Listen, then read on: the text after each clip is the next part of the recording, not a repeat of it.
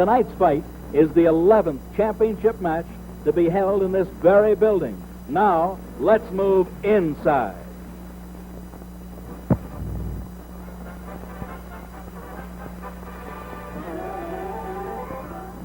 Incorporated.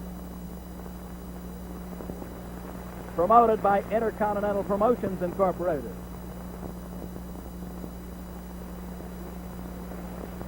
Between the heavyweight champion of the world, Cassius Clay, or Muhammad Ali, and the challenger, Floyd Patterson, the only man in the history of boxing to twice hold the world heavyweight boxing crown.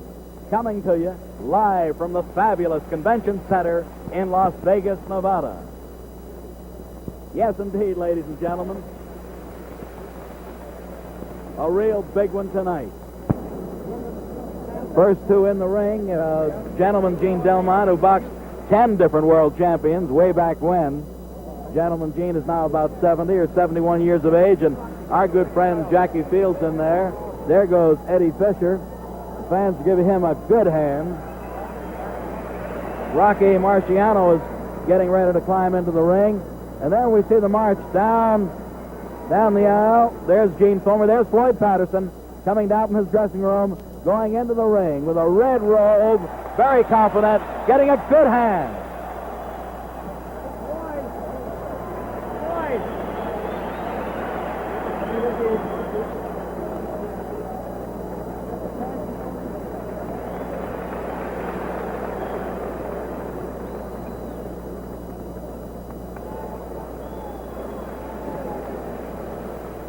Now, while Floyd Patterson is resting in his corner, the former champions, there's Sonny Liston up there, are gathered in the neutral corner around Jackie Fields.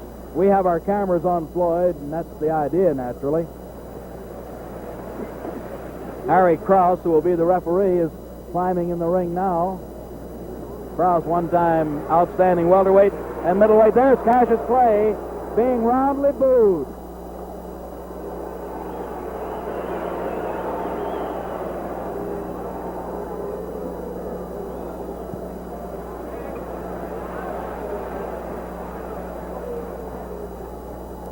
Muhammad Ali, who wants to be known as Cassius Clay, still bouncing and coming around, going up the ring stairs now. Will Billy Kahn come to the ring, please?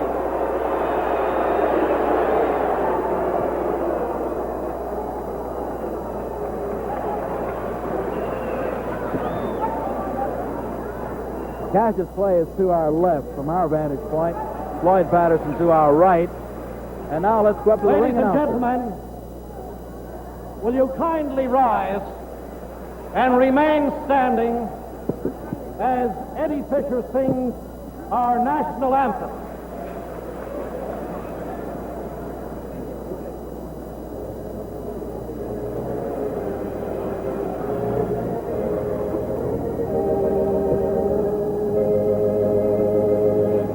Oh, say, can you see by the dawn's early light what so proudly we hailed at the twilight's last gleaming, whose broad stripes and bright stars through the perilous fight, and the ramparts we watched were so gallantly streaming, and the rocket's red glare, the bombs bursting in air, gave proof through the night that our flag was still there.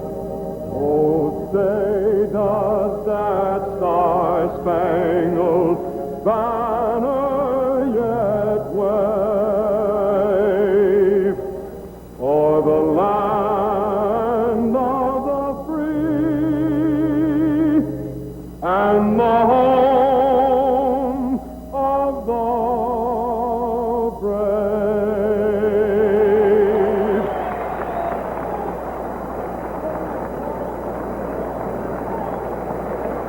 Nice going, Eddie. Eddie, you really did. Ladies and gentlemen, I'd like to have you meet some of the men who have written boxing history down through the years. From another era, here is Gentleman Gene Delmont. Gene boxed 10 different world champions dating back to Benny Leonard's time. The former welterweight champion of the world, Jackie Fields. Jackie was the Olympic champion back in 1924. Here's the former middleweight champion, Gene Fullmer. Gentleman Gene Fullmer, always popular around the boxing world. The Pittsburgh Irishman, who now makes his home in Las Vegas, the former light heavyweight champion of the world, Billy Conn. We remember Billy for his great fights with Joe Louis, a great gladiator of yesterday. The former heavyweight champion of the world, Sonny Liston. Sonny just told us he's going to come back, wants to meet George Chuvalo, maybe in Pittsburgh. From Detroit, the fabled Brown Bomber, Joe Louis. Need we say more?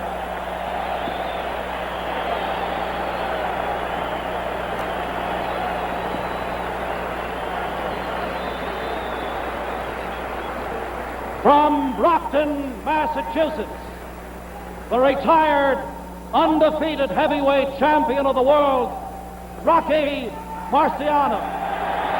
Very popular guy, unbeaten, untied, unscored upon, 49-0.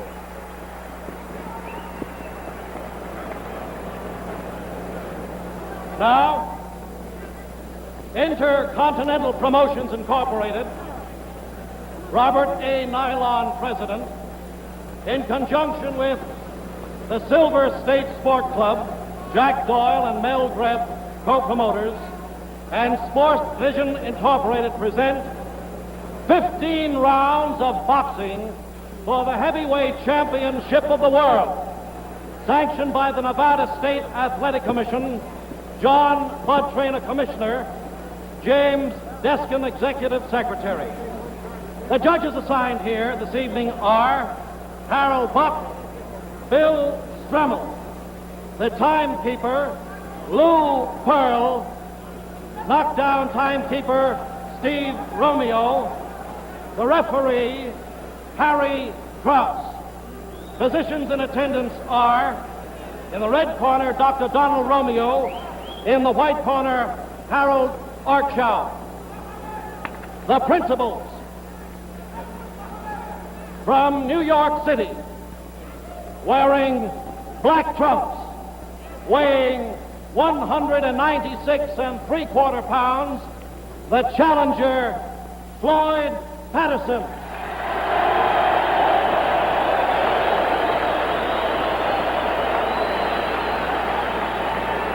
From Louisville, Kentucky, wearing white trunks, weighing 210 pounds, the heavyweight champion of the world, Muhammad Ali.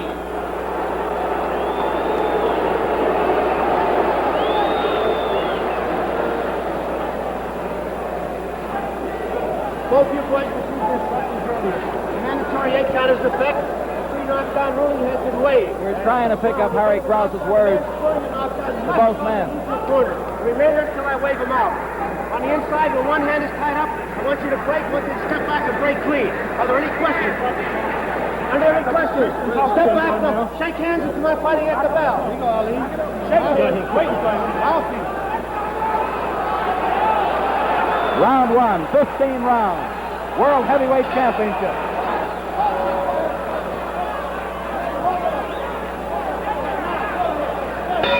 Now the round begins.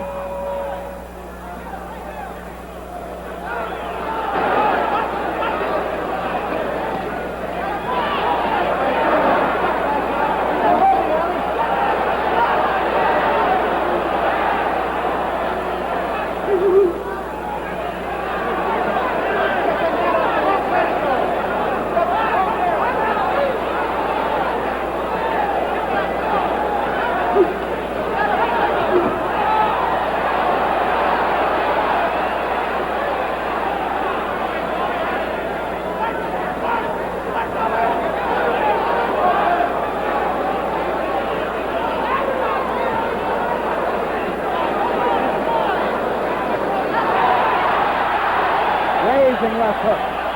Grazing.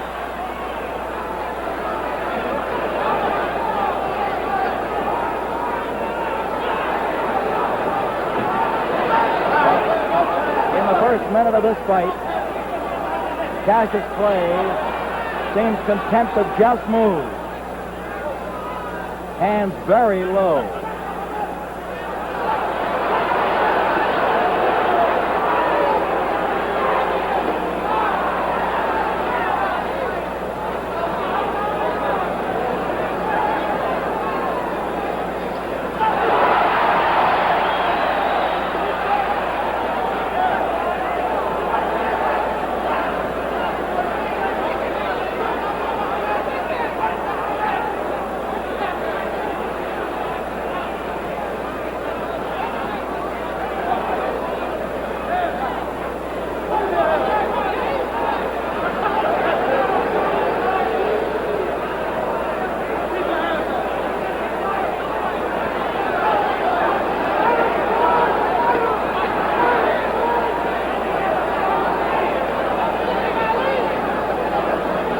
Halfway through round one.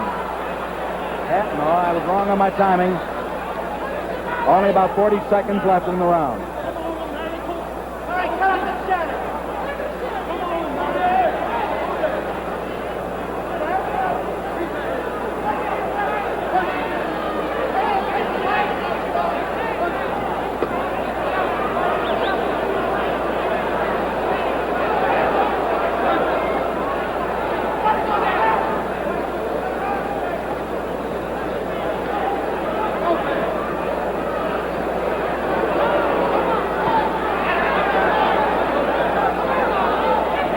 Clay is clowning at this point.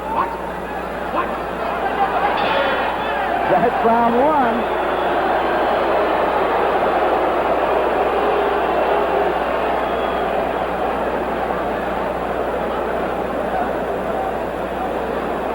Very little scoring in round one as we saw it.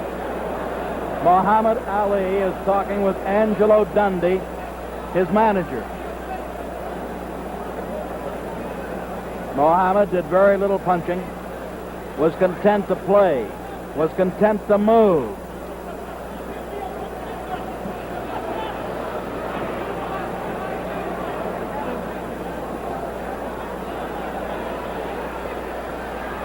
Angelo talked hard to the champion.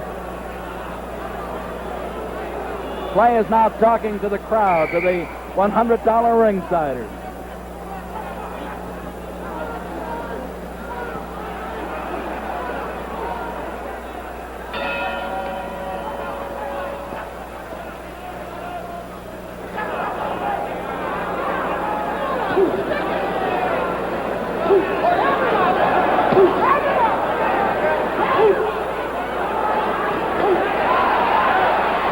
Faster round now.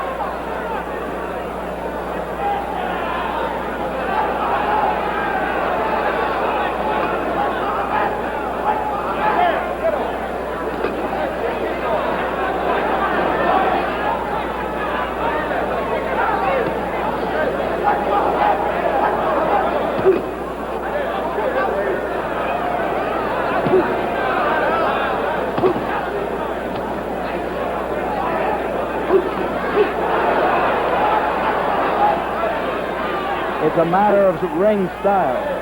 Floyd was, hands high. Look out, Buster.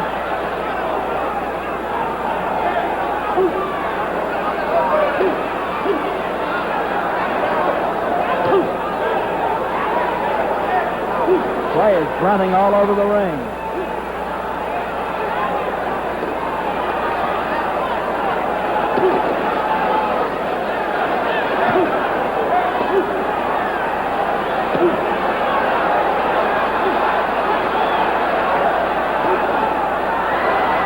No knockdown. No knockdown.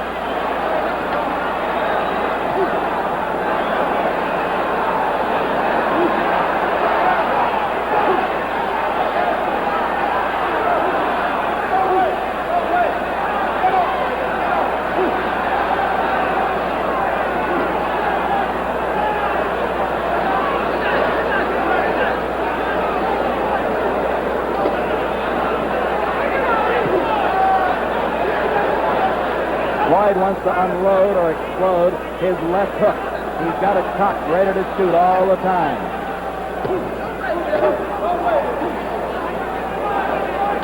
But Clay keeps you off balance with the jab. It's a beautiful left jab.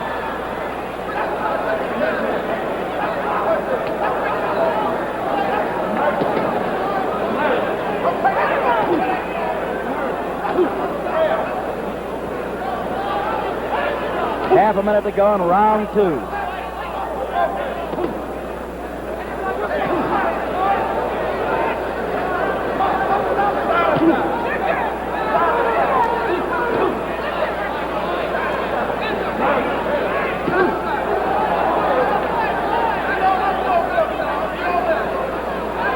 Closing seconds of the round.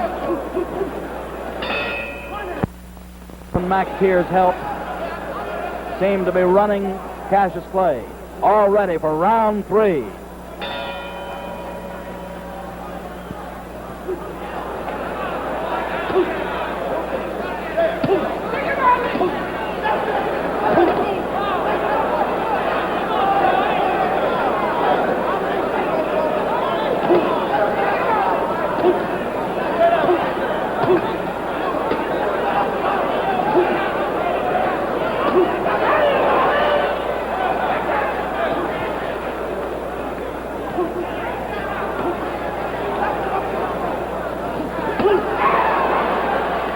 That 1-2 shot, the best so far thrown in the fight.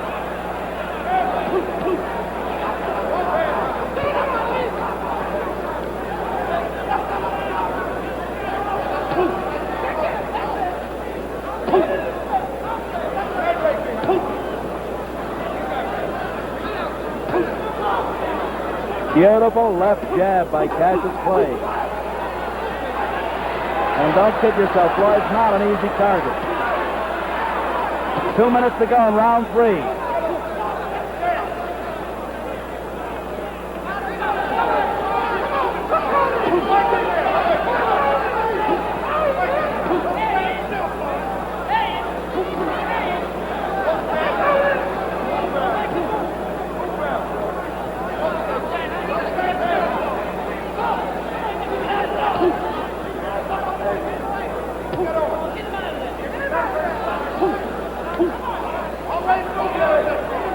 Halfway through this third round.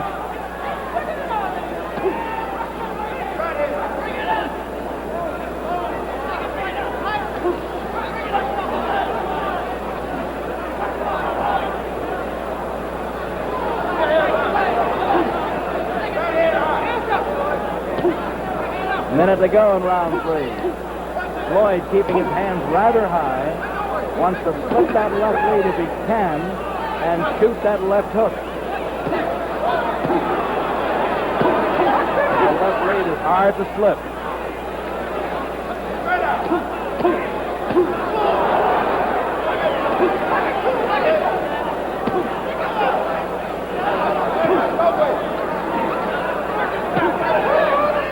Beautiful jab.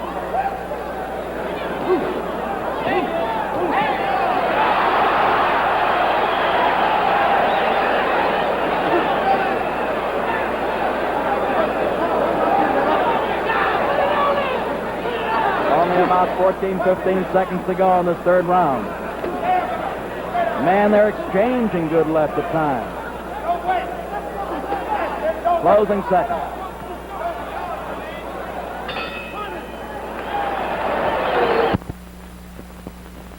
Getting set for round 4. We'll note that Floyd isn't leading. He's forcing the issue, but not leading with punches. He wants to counter the leads of Clay.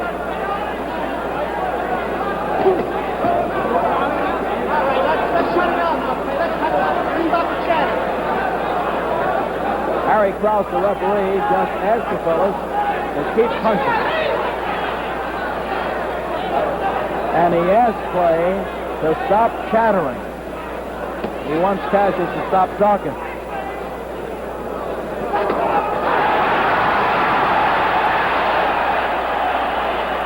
And to stop holding.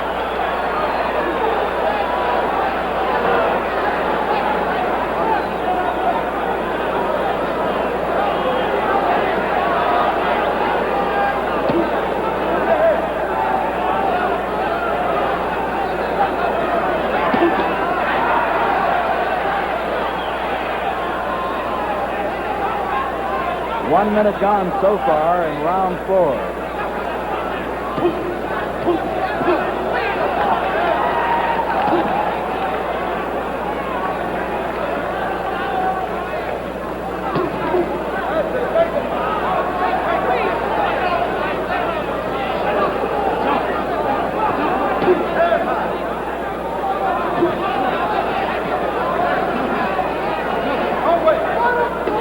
Halfway through this 4th round.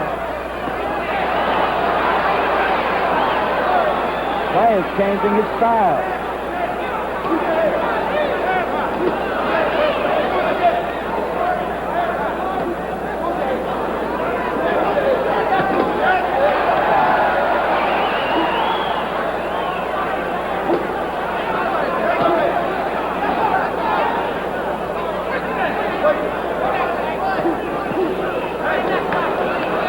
One minute to go in this 4th round.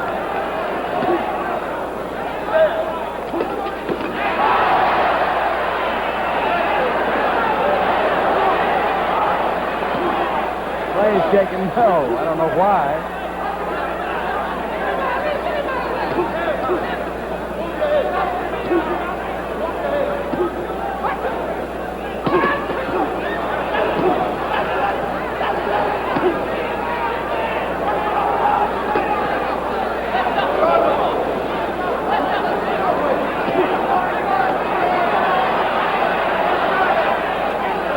Closing seconds of the 4th round.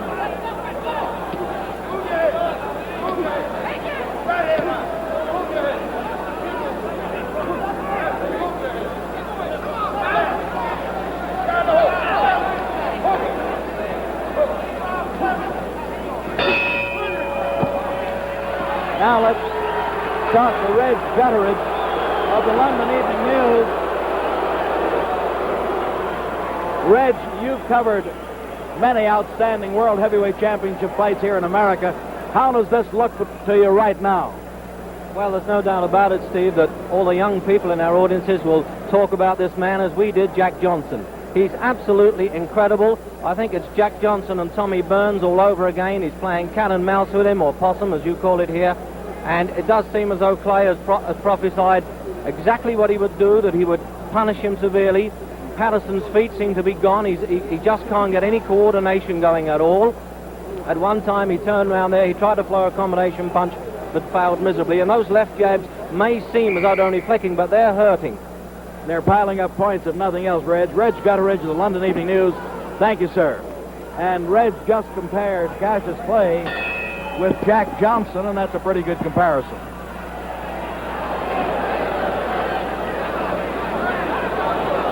We're in round 5. Floyd now wants Cassius to come to him. And it looks like he's going to do that, too.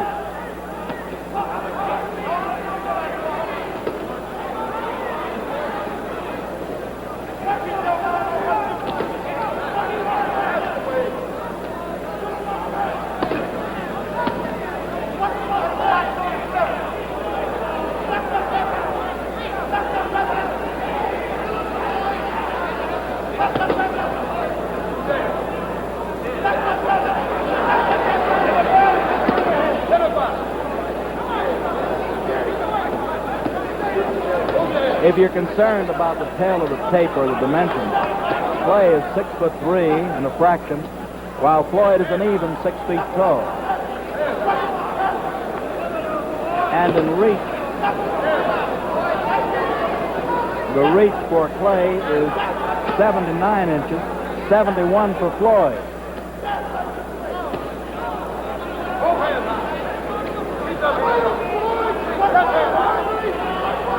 So from the standpoint of dimensions, the champion has it all over the challenger.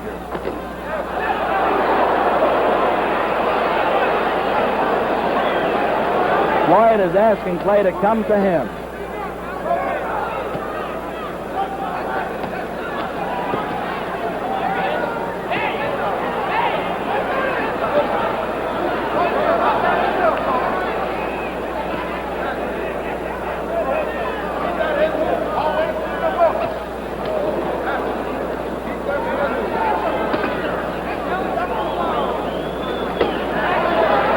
minute to go in this fifth round.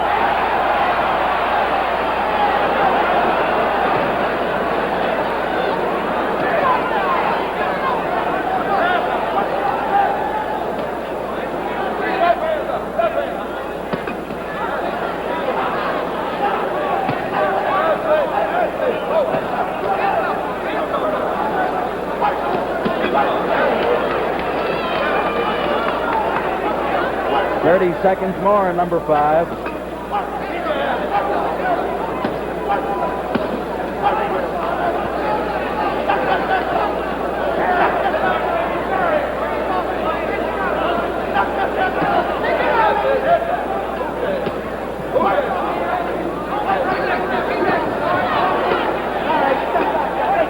Closing seconds of this fifth round.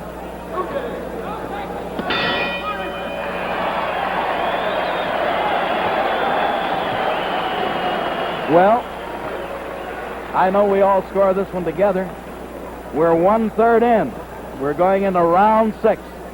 Looking at Harry Krause, who has done an excellent job thus far as third man in the ring. And Harry was a good fighter, some 25 years ago, and certainly knows his business inside the ring ropes. The medical man in charge here tonight, very qualified fella, Dr. Donald Romeo.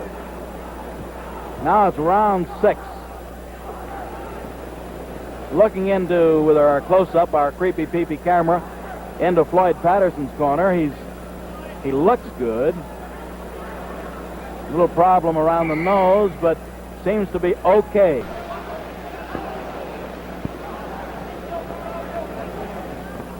This is number 6.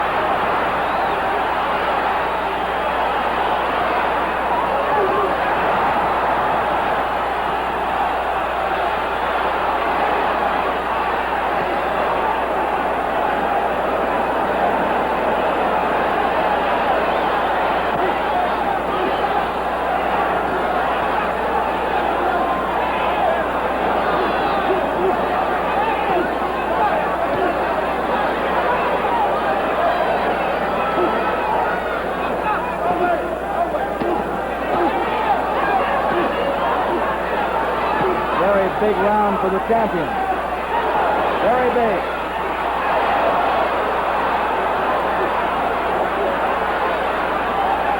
Ten seconds to go in this round.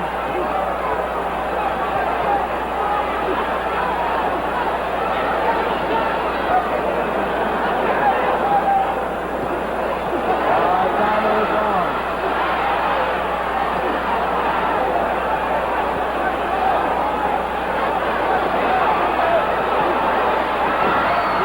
Take a knockdown. Floyd will take a knockdown. Mandatory 8 count.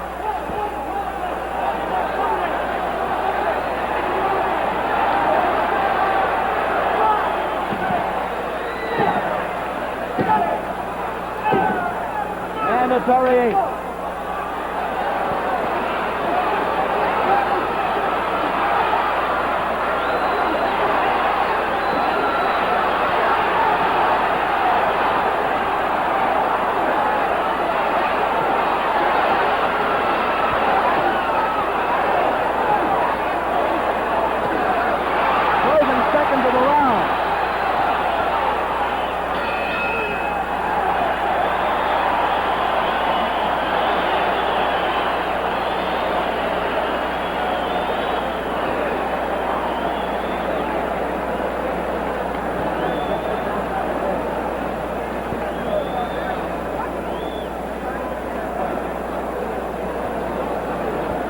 They're refreshing Patterson. Clay poured it on in the round 6. Threw every punch in the book at him. Harry Krause handled the situation well. Mandatory 8 count.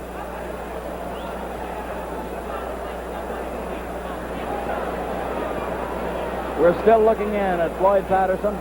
Buster Watson talking. Buster Watson telling Floyd what he wants. Round 7 coming up.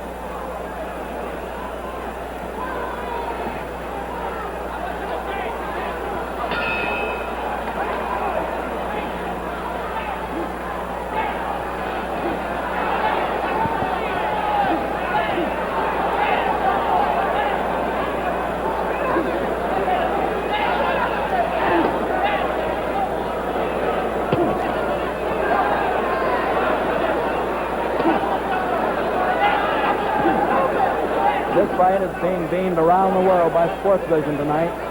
Early bird satellite. We're being seen throughout England at this present time. Throughout Europe, South America.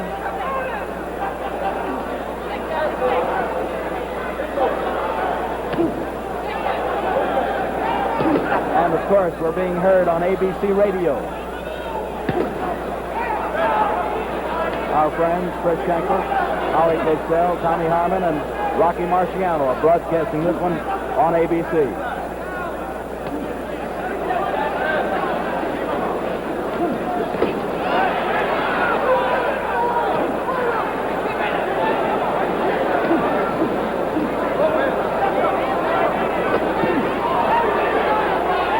Patterson was hurt with that uppercut.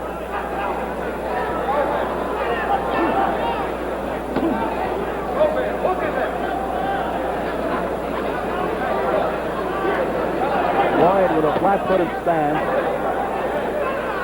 wants to slip that leather, and then when given a chance, when close enough, wants to unloose those left hooks, but he can't get the shot.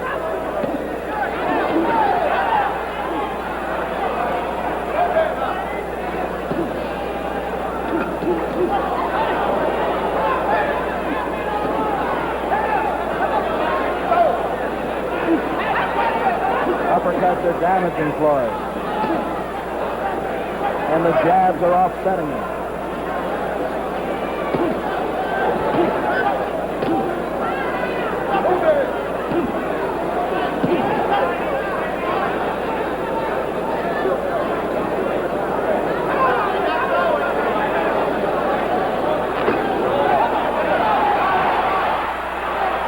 Seconds to go in this 7th round.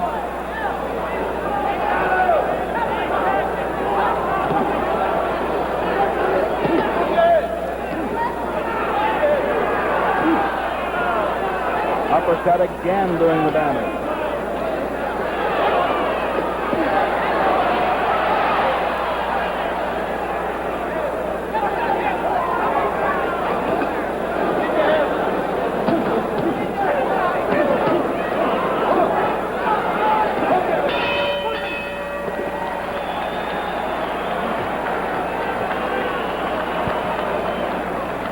Floyd catching lots of leather. Wants to stand in his corner at the end of 7. Ernie Fowler, Al Silvani, Mickey Allen, Buster Watson, all trying to give the guy instructions. Buster's running the corner right now. Silvani's getting him ready.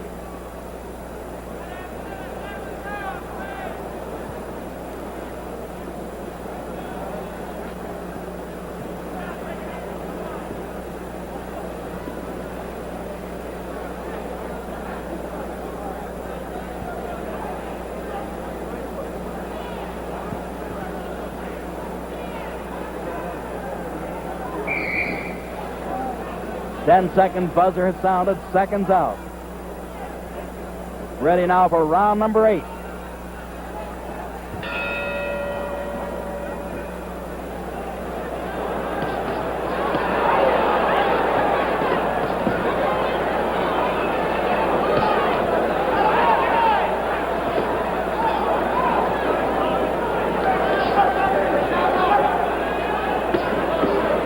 Cassius Clay just measuring his man.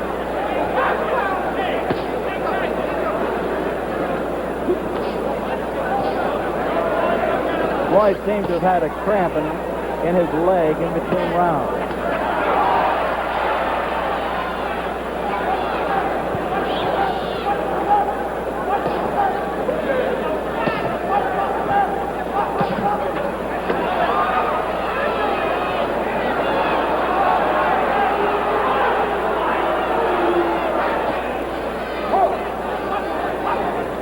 Floyd still with flat-footed stance, looking to get leverage, looking to tee off.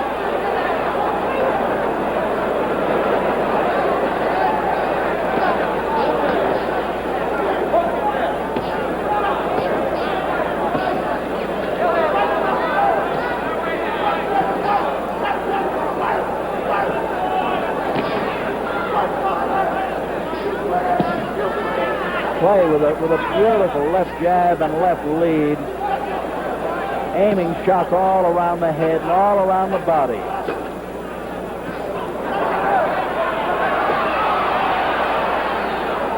And Floyd obviously slightly tired at this point. We're halfway through the fight. Halfway or less.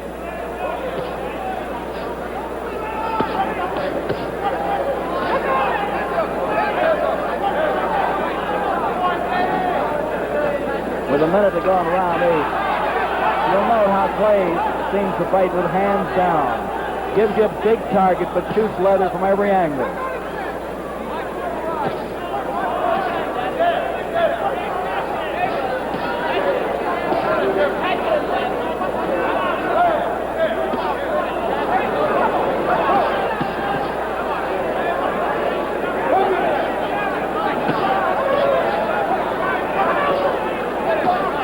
Seconds to go on number 8.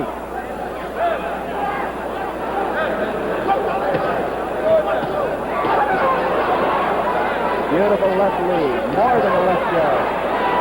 It leads to other punches.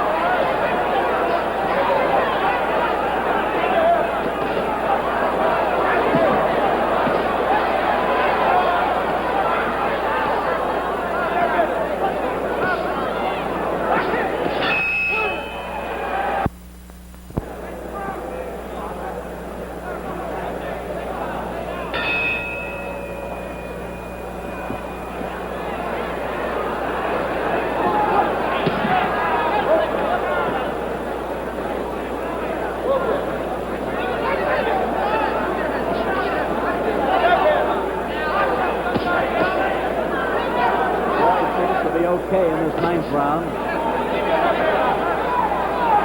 But Muhammad Ali might be turning it on right now.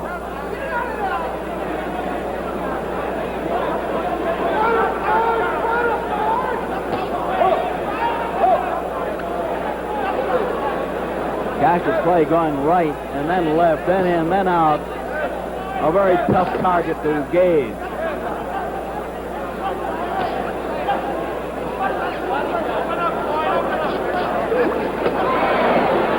Floyd wants to unleash that big bomb if he can. We're in round number 9 of the fight for the world title for 15.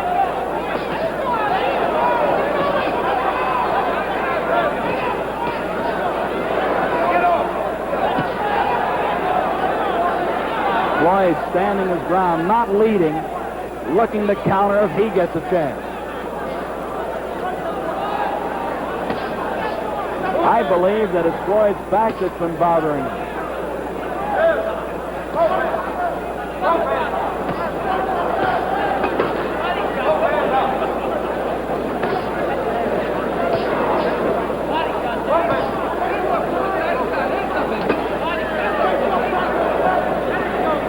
We've had a tremendously good show for the crowd here this evening, about 7,000 strong.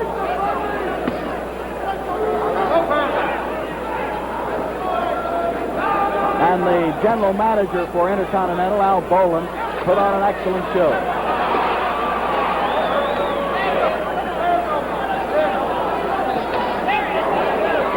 Floyd hurt with that right-hand shot.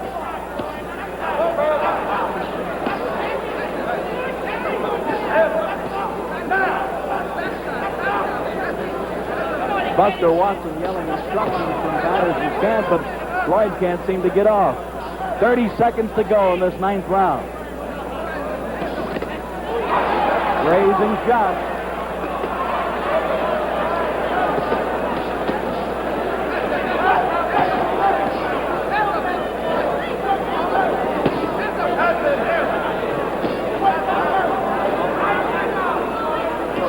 Floyd still walking, stalking forward.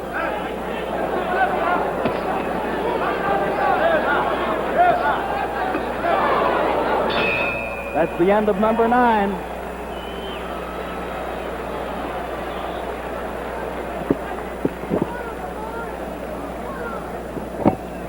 That's definitely Floyd's back that's bothering him just a little. Buster Watson still talking with him. Al Silvani still trying to help the man.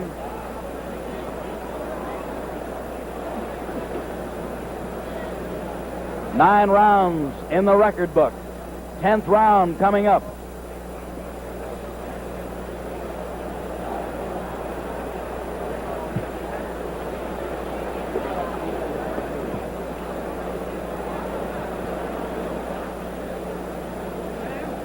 Been an interesting fight.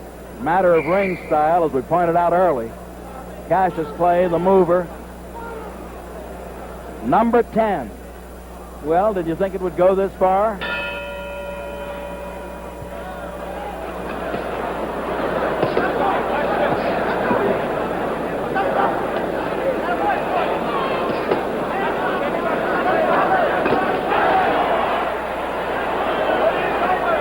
Going to give it that do-or-die All-American try in this one. Buster Watson yelling, give it on, Floyd. Give it on.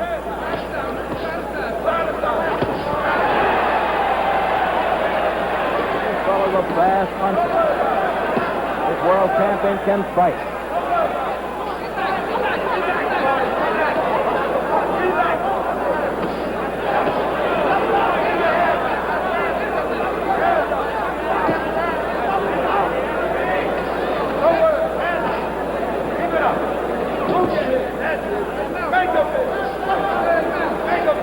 In our pre-fight show for Sports Vision, Muhammad Ali told us, and those of you who saw it or heard it might remember that he said, I'm going to whoop this man.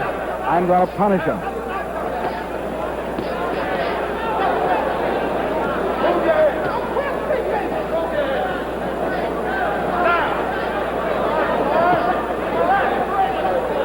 Floyd Patterson's dead game.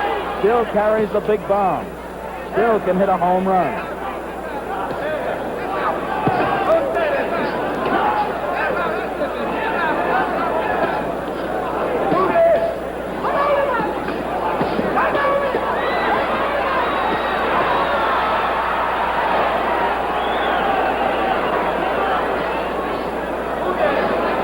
And round number 10.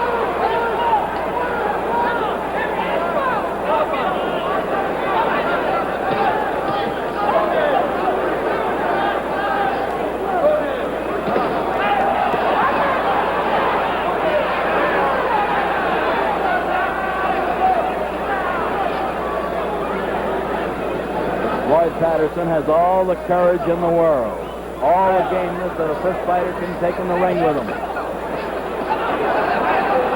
This man, his opponent, the champion, has all the shots that a fella can want. He can punch from every angle.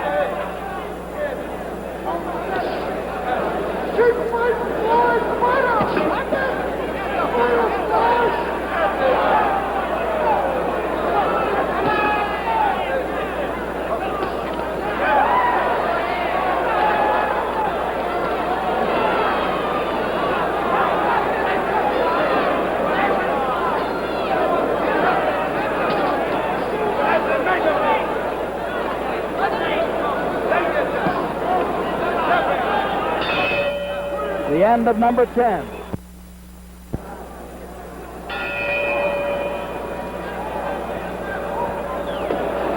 number 11. We've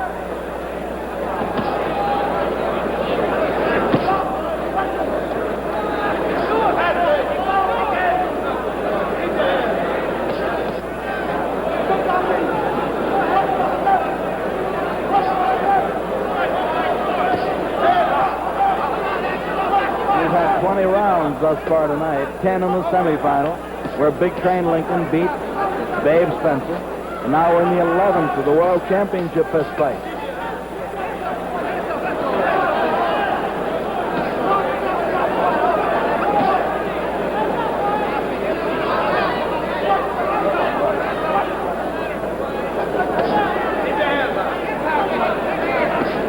Harry Krause talking to the gladiators.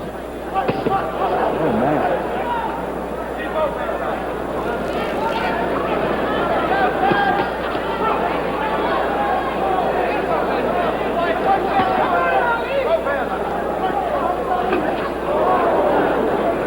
Floyd still with punching power.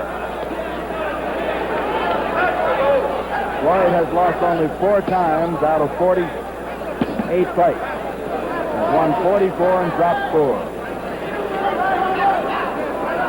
Clay has a 21-0 record, 21 wins in 21 outings.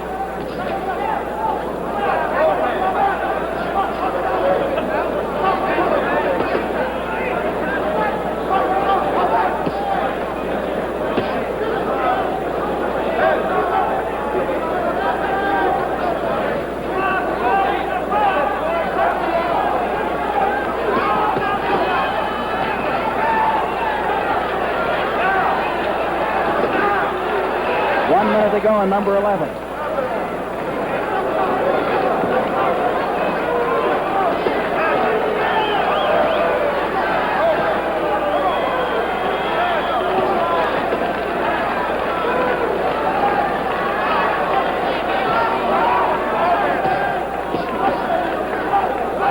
Patterson still game, still trying to unleash that heavy leather. But the other man taunting him with very fast moves.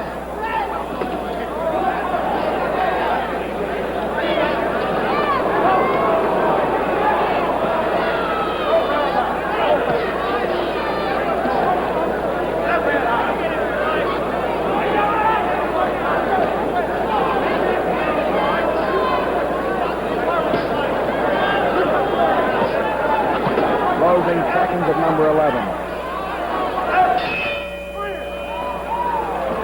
Well, the action slowed down a little bit, but Floyd's still in there and still dangerous. Power punching all the way, and Buster Watson and Al Silvani working on him. Dr. Donald Romeo is in the corner at the present time, talking with Floyd, asking about his back. That's the doctor on the outside of the ring apron on the right-hand corner of your screen. Referee Harry Krause was called in. Now let's see what's happening. We've gone through 11. Dr. Romeo talking with Krause, talking with the corner. He seems to be okay. Harry, is that okay? Harry Krause yells yes to us. Floyd's okay.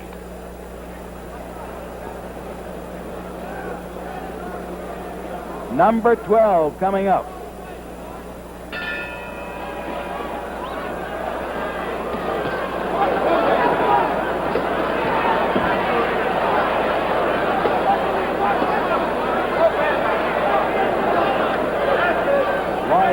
To work. Evidently, Dr. Romeo did some talking to him. Cassius resorting to those uppercuts again.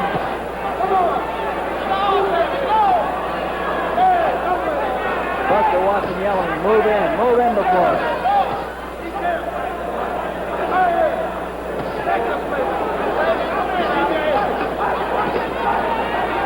This man is throwing a variety of shots.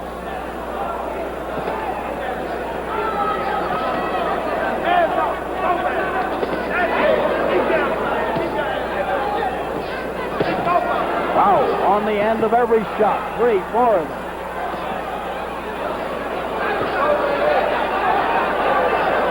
Patterson, obviously hurt at this point.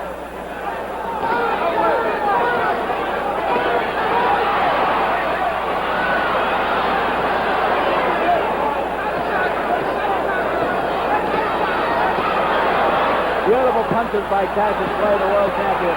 Beautiful shots all the way. Each finding its mark.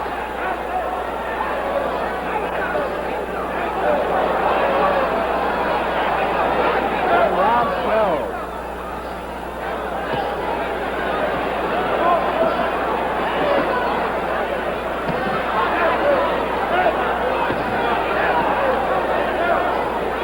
Floyd Patterson showing heart. Showing gameness all the way.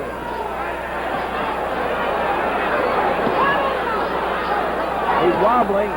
He's hurt. He's on the receiving end of good punches all the way.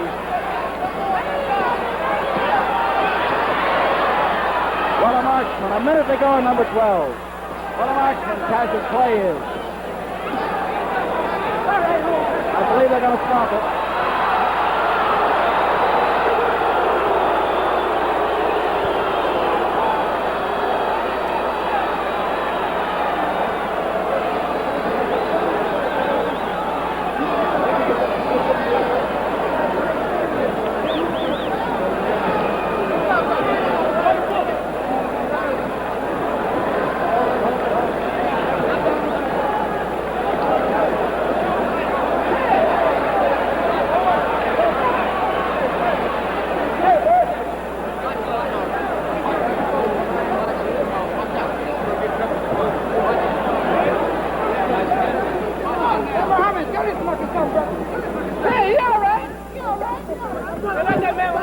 The time,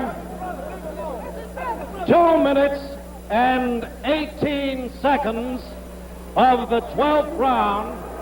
The referee stops the contest. The winner and still heavyweight champion of the world, Muhammad Ali. Give me the box. Give me that box. The box underneath. Ladies and gentlemen.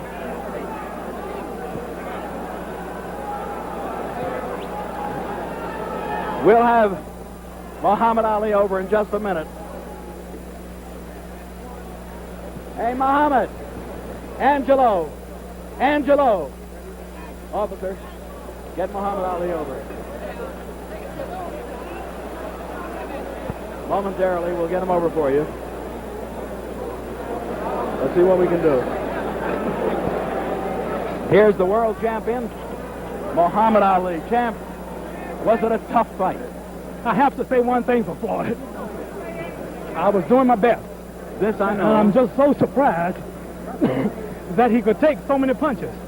And I'd like to thank my leader, Elijah Muhammad, for the prayers he just gave me. And all praise is due to Allah for giving me the strength to overtake a crowd booing against me and just beat a man merciful who's a fast, top-notch boxer. Muhammad. Thanks to Allah for the supreme boxing wisdom. All right, Muhammad, did you expect Floyd would go into the 12th round? No, I didn't. I figured the fight would go 6 or 7. But I wasn't taking no chances. He's a real man. He didn't fall. I really hit him with a lot of punches. With a lot of punches. Did he hurt you at any time? No, he didn't, but I predicted that the way he's been talking about me, that I would give him a good whooping. And I'm so thankful that he did have the power to stand up like he did, because that's what he got, was a good whooping. All right, now, we're going to replay this 12th round if we can, Claire. Can we do it? In a little while, we're going to replay it for you. Tell us this. Did you feel that you were way out front going into the 12th? Well, I knew I was way out front because I predicted that I would hit him about 6 times to his miss. And that's exactly what happened. And I think it's time for the boxing public, also the American public, to give me the justice that I'm due for actually saying what I would do, which this is the first time in history. All right, now, who would you like to fight? We're not going to replay it back because that 12th round was rather slow. You were finding your target often. Who would you like to meet? I'll meet anybody. Anybody at all? Yeah. Anybody at all? Anybody. All right. Them all. Terrell and two. Terrell. Hold it. No Hold it. question. Don't be giving us any clues or any cues. Well, Champ, I thought I have it a was book I wanted to give Floyd that the Honorable Elijah Muhammad has out, so that the American public and Floyd will better understand my religion, and it's called A Message to the Black Man. It's on sale now all over the country. Where is it the now? book was supposed to be here, Well, it's not but here. it's not here now. All right. Now we're ready for a playback, and I want your opinion as we look at the monitor, champ. I want your opinion of what you're doing right or wrong, or what Floyd is doing right or wrong. Here we go. Let's go into the playback if we can see Well, it. what I was doing right was hitting and not being hit. What he was doing right was getting hit and not hitting. Now here we go into round number 12. It's our normal playback. No heavyweight in the world has the speed I have. Look at the natural rhythm and grace. Just punching him at will. I weigh about 210 pounds, and just look at those punches. Look like a heavyweight Ray Robinson. Beating him at will. No match whatsoever. What were you attempting to do in this 12th round? Well, in that round, I was attempting to knock him out. Floyd has a hard punch, and he stunned me once. But as you know, with my lean-back style, my natural grace and ability, no heavyweight can get in on me. Since when do you call it lean-back style? Well, that's my style. Here come my friend Floyd. Here you are. Let my friend Floyd. Let Floyd come in here if he can. Now, wait a minute. Let's Floyd go in while we got Floyd's the a real man. Wait a minute. Come here, Floyd. Hold it. He didn't fall. You said you stung Floyd. Now, hold it, fellas. Wait a minute. Now we have Floyd with us. Floyd, how do you feel? I know you were game as they make them. Well, just let me say that this is no excuse, Right? but I've had trouble with my back for about I pointed 10 that years. out. But I would like to say that that's no excuse for what happened tonight. What happened possibly would have happened anyway. Well, tell me this. Admit, Floyd took all I can take, and I was surprised at that. All you could give, you All I could could say. give, Floyd, when did the back start hurting? I reported it in about the 5th round. Now, how wrong or right could I have been? Well, I thought you were troubled in the 5th with that ailing back. it started in the... He said he don't want no excuses. No, I'm not giving We you don't want no excuse, Cassius. excuses. No, I'm not. The man was throwing a lot of punches, and he was moving fast, and I just happened to be Right, faster man. than he. Right. He fought a much better fight than Lester. What did you think of Muhammad Ali as a fist fighter?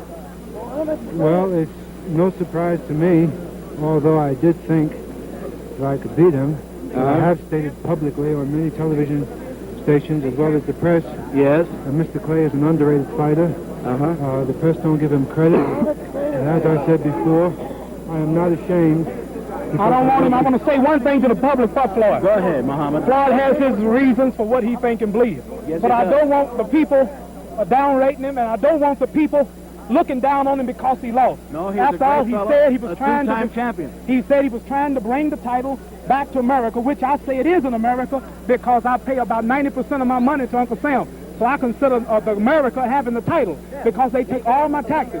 But I don't want nobody condemning Floyd. Because Floyd fought a good fight, and he took all of my punches, and I dare any man in the ring today to take what he could take.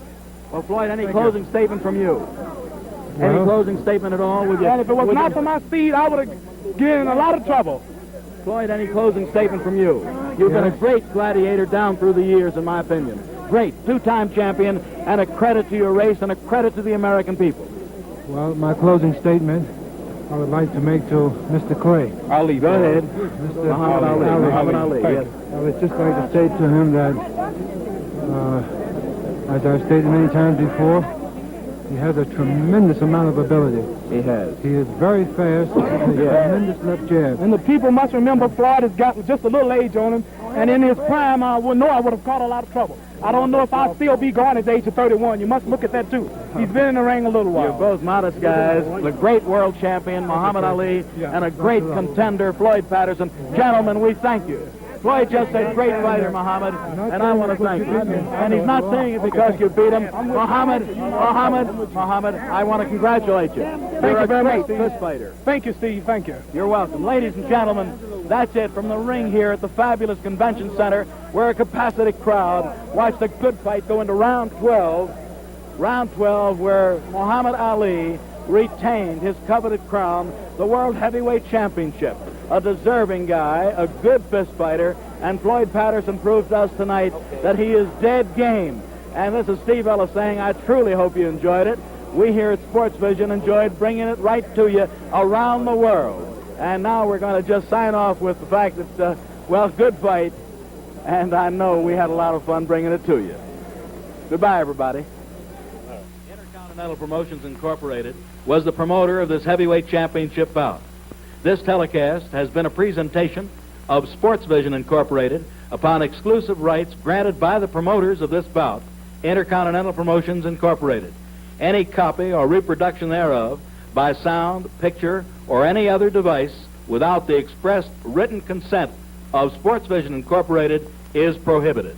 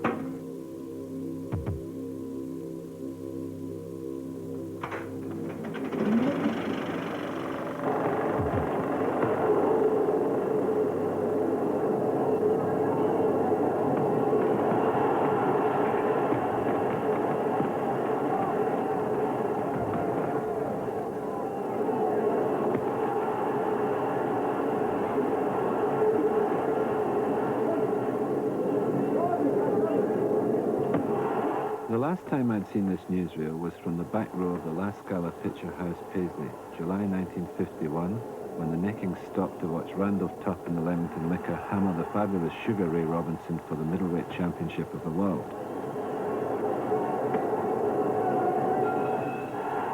Austerity Britain of sweet rationing, national service, Brill cream and water at last had a hero. We didn't have many winners in those days.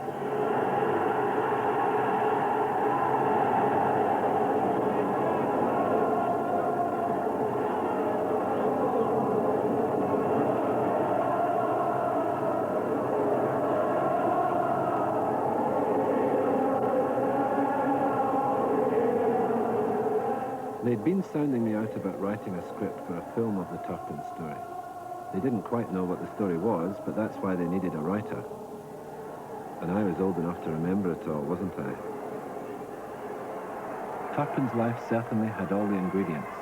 Rags to riches, national rejoicing, scandal, tragedy. And the questions everybody used to ask. Why did he hold the title for only 64 days? Where did all the money go? Was he really the great womanizer? And why, at 38, did the man who made us all feel proud try to kill his baby daughter and then end his own life with a bullet in the heart?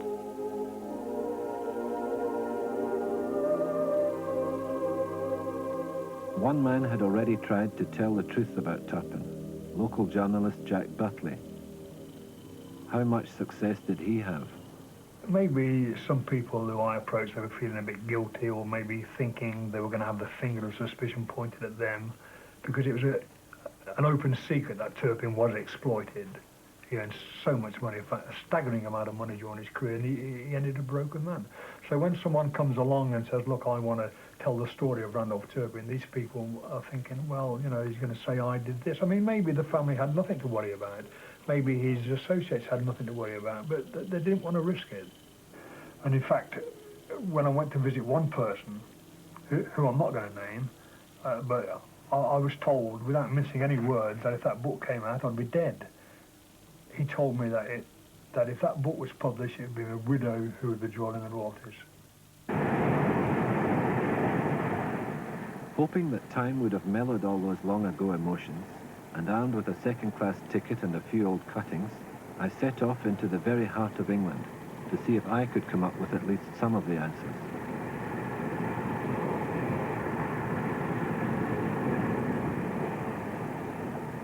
This time, I was told, the family had agreed to talk. For what it was worth, the film company had fixed me up with a local contact.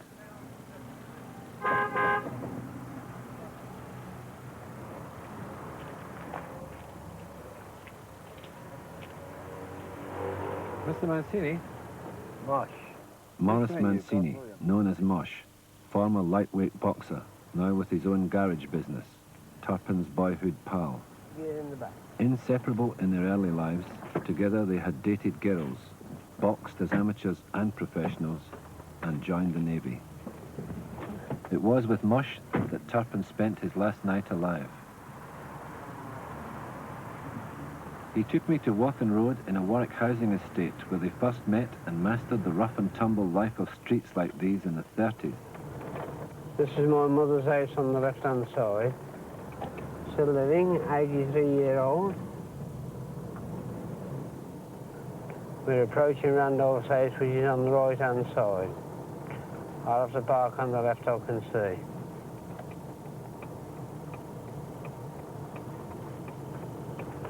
Here we are. And that's it, number 19. In this small council house, the formidable widow Turpin, beat short for Beatrice, daughter of an old bare-knuckle fighter called Tommy Whitehouse, struggled to bring up her family of 2 daughters and 3 boxer sons. Jackie, Midland area featherweight champion.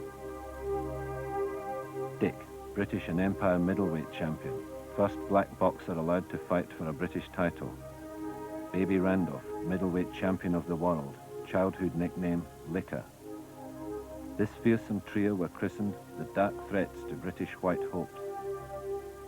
Randolph's father, Lionel Fitzherbert Turpin, was the first black man in the Leamington-Warwick area. He came all the way from British Guiana to fight in the First World War, just in time to be gassed on the Somme. He died when Randolph was only a few months old. The birthplace of the champion, This is, well, not the birthplace. He came here when he was 4 years old.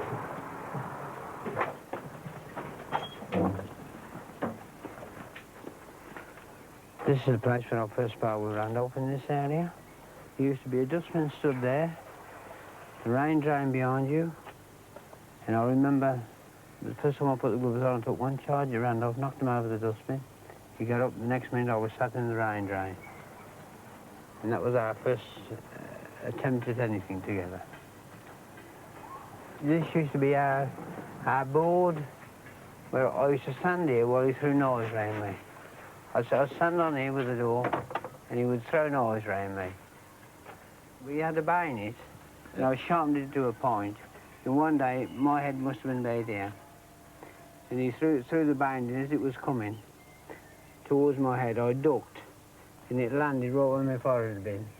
Because when I put my head back up, I hit the bayonet with my head, so I knew it would have been the end of that happened. Well, what did Randolph say? Sorry? Or? Just laughed, gonna stand there again. I said, not very likely. He'd been building his body up, like, you know, and he used to bully a lot of the kids then. He was always determined to be the boss. And from then on, he was, like I said, the king of the castle. Always. Nothing ever got on top of him. He would kill himself rather than be beat. Mosh had set up interviews with people who had previously refused to talk about Randolph. Dick Turpin, still sprightly despite emphysema, and Randolph's eldest sister, Joan. He could be so lovable, you know. He'd break your arm one minute and mend it for you the next. He was that type, you know. He'd bandage it up for you after he'd done it. And he's done that lots of times, you know. I mean, we was all pretty violent when it come to that. I'd throw knives and things at him. I was a runner them days, not a fighter. Never got violent. He blacked my eye twice, once for my birthday and once for telling me granny tales about him. And that was when I threw the knife and it went through the window, didn't it? Because my mum hit me. I think we was all pretty violent. He was what you called a likeable bully because although he bullied you, you still went back with him. You never held it against him for being what you would term as a bully today.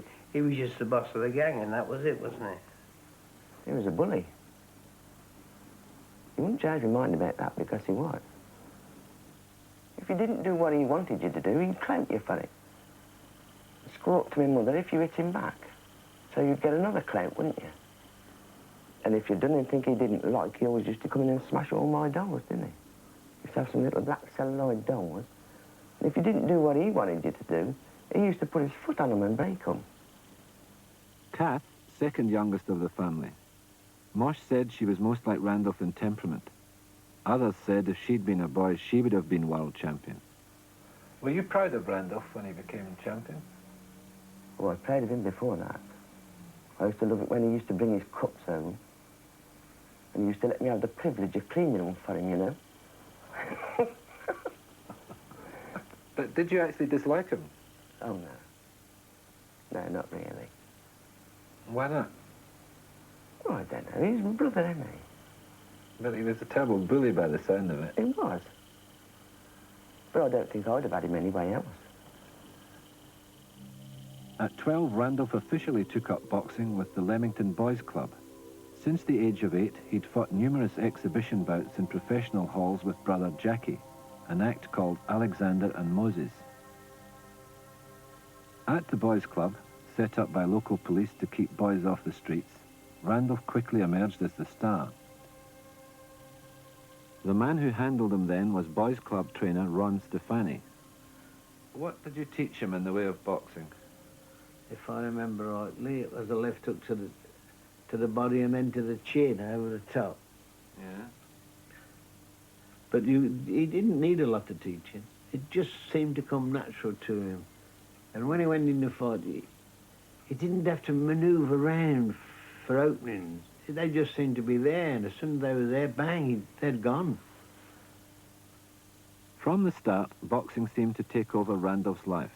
He spent so much time with the club, he almost adopted the Stefanis as surrogate parents.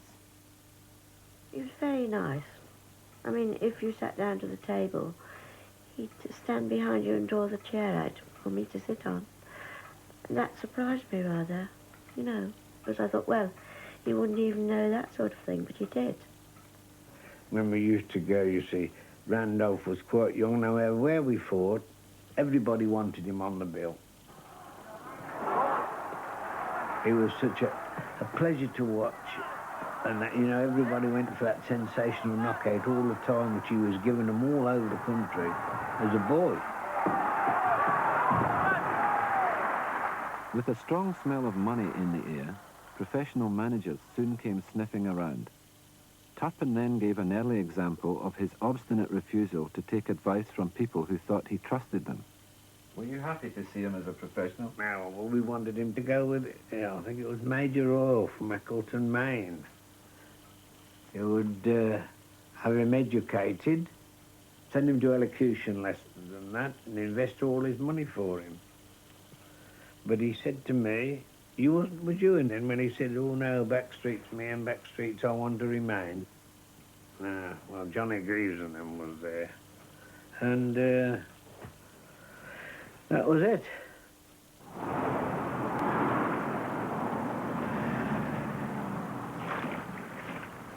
Turpin had chosen to sign up with local manager George Middleton.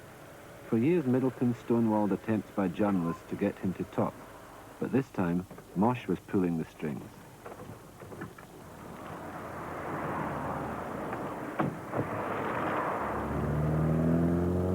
What's he like, Middleton? Well, he's an old man now, Gordon, and if you don't push him too hard, you know what I mean? Otherwise, he'll probably not want to do anything.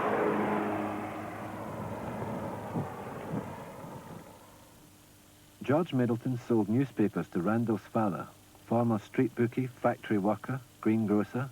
He also managed the young Mosh Mancini, as well as Dick and Jackie Turpin. Against cutthroat competition from the London big boys, he then landed the hottest property in British boxing, Randolph Adolphus Turpin. Well, we'd always been in touch with each other, like from when he was a boy of 9. And he wrote to me and said, get me a contract ready. He said, I'm going to turn pro. He was such a likeable kid, and he seemed to maintain that attitude right up to the end. He was very popular. Everybody liked him. He got on well with the other boxers in the gym. He didn't try to show off. He didn't take any advantage of them. In fact, he was... You could call him a gentleman outside the ring. Inside the ring, Turpin's opponents rarely had time to discover his gentlemanly qualities. The most exciting thing in British boxing for at least a generation, the sporting press christened him the Black Panther, the Bronze Tiger. He knocked a lot of people out, didn't he, at the start? Oh, he did. Yeah. The fights didn't last long, did they? No, no.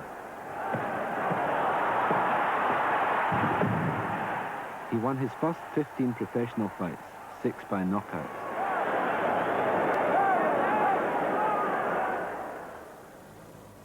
With Mosh, my guide and mentor, Dick Turpin took me to see the old gelatine factory where all Middleton's fighters trained.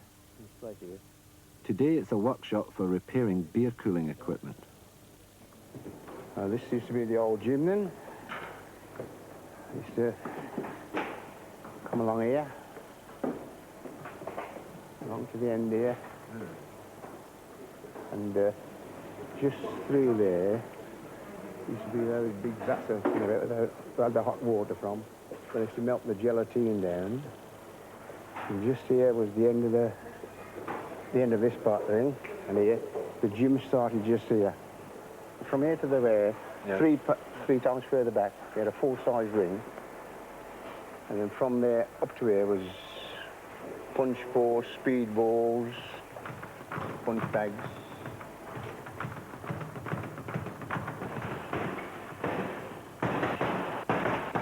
Up in the attic of the smelly gelatine factory, in drafts from broken windows overlooking the canal, future champions learned their trade in a fully equipped gym run by an unusual man. Health fanatic Arthur Batty was a self-taught genius of physical culture. He devised his own system of 12 exercises to change the shape of the human body. For 6 a week, he built up Turpin until muscle covered his body like light armour. Determined to strengthen himself physically, Randolph worked as a building site labourer by day, and then at nights in the gelatine factory gym, trained with a fanaticism that could only be described as obsessional, remembers brother Jackie. Randolph believed totally in Arthur Batty's methods, so it did build him up quite a bit extra, and well, one hell of a lot stronger, because, you know, he really went right into it. I think he really enjoyed throwing weights around. He'd outdo any one of us at it. Say if I'd done 20, he'd do 40. And if somebody else done 40, then he'd go and beat them and do 50. And you could never beat him. I think this all stemmed from the time when we nearly lost him 3 years in a row through bronchitis and all that. You know, he suffered very badly as a child. He had this sort of urge to make him so much stronger than the next man, sort of thing.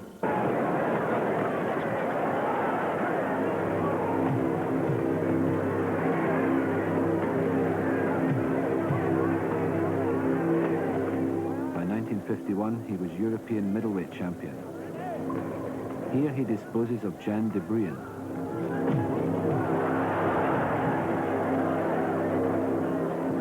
Turpin was only 23, but he had 42 professional fights behind him. The crowds loved him.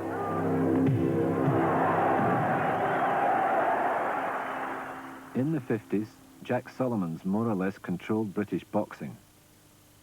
Nobody ever accused him of putting a fighter's welfare before money. Against all expert opinion, he decided Randolph was ready for the real big time. And when Jack said jump, who could afford to say no? Randolph was signed to fight Sugar Ray Robinson, middleweight champion of the world, often called the greatest boxer of all time. Signed for the slaughter, the experts said. Robinson wouldn't give Randolph a chance, nor did 95% of the population. No. They were ready to tear me up in little bits, I know that, the press were.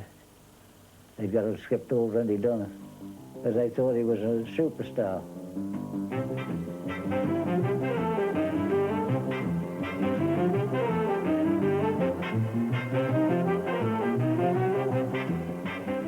Robinson had been touring Europe, knocking over local champions to pay the expenses of his huge entourage, which included 2 hairdressers and a midget to tell him jokes.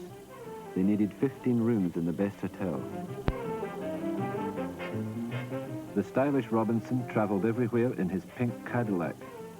Turpin went to the big fight by public transport. Nobody's looking for him on the tube. Nobody recognised him? No.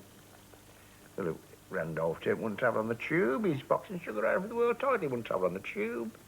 Somebody else. And we got down there and no trouble at all. This wasn't just to be the biggest fight in Britain for years. It was an event. Hollywood come to town. Even listening on the radio, the streets silent outside, it felt glamorous.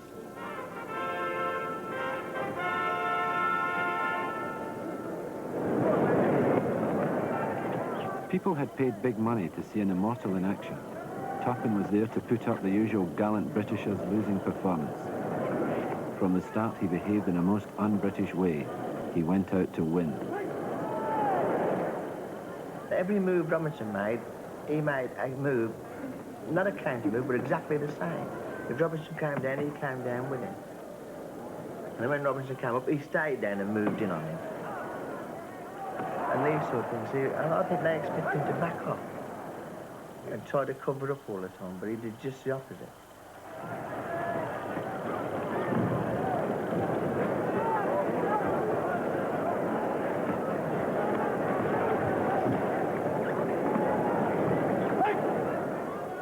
But he was actually picking Robinson up and putting him where he wanted him to be. And they called him, the Yanks called him a bully. He bullied him.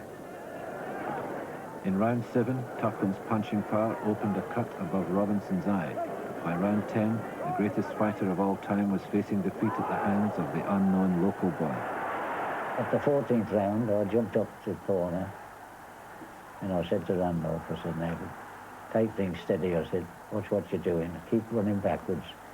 I said, you are the new champion of the world, the new middleweight champion of the world. And he said, not yet, George.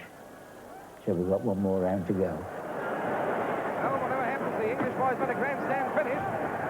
In he comes again. He throws him with the left and right in the face. He's got a champion in trouble now. In comes Turpin. The last few seconds. Left and right. The champion's right speckle. The battery left and right to the body. And they're milling away. 20 seconds to go now. Milling away as far as they can there. Right up in the center of the ring. Robinson's eyes a bad picture now. And Turpin is still looking comparatively unmarked. He's dancing around now. In comes Robinson trying to throw his left hand. Last 10 seconds. Turpin lights him off the left hand. Robinson comes in. Trying to get that right hand in. Turpin gets in a close corner. Now they're building on the rope just above us here. Which way will this championship go? All depends on Eugene Henderson. Then Turpin scores the last punch of the round. And who has won? Mr. Henderson is following the boys across the corner. Everybody's running across the ring. Photographer says Turpin has won. Turpin has won. Turpin, Randolph Turpin, 23-year-old from Leamington Spa, is the new middleweight champion of the world.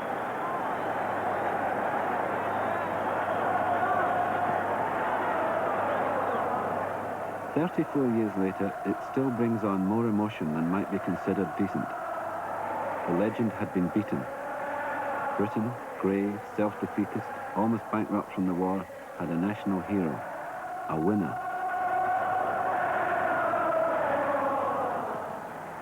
Bloody marvellous it was. I couldn't even get in the ring. No, just, well, I was crying. So bloody proud. My baby brother had done it.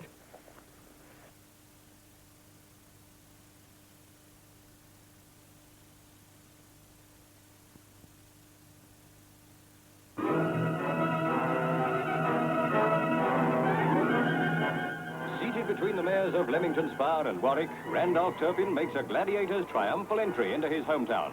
ATC cadets head the procession. Mrs. Turpin, the mother of the world's new middleweight champion, is among the 10,000 people jamming the town center for the great homecoming of its hero. For Randolph Jr., the 3.5-year-old son of the champion, this is the end of the journey. His dad is world famous now.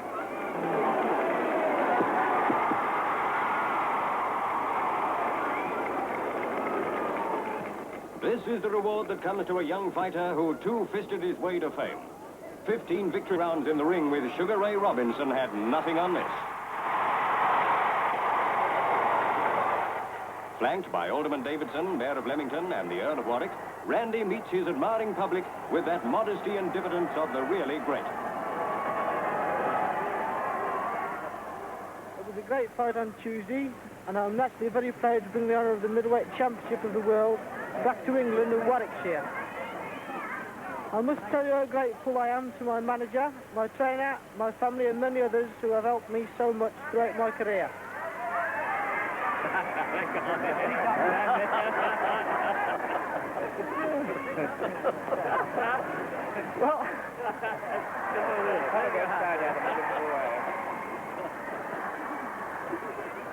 Well, I'm not much at making speeches, but anyway, you all know what I mean in my own language.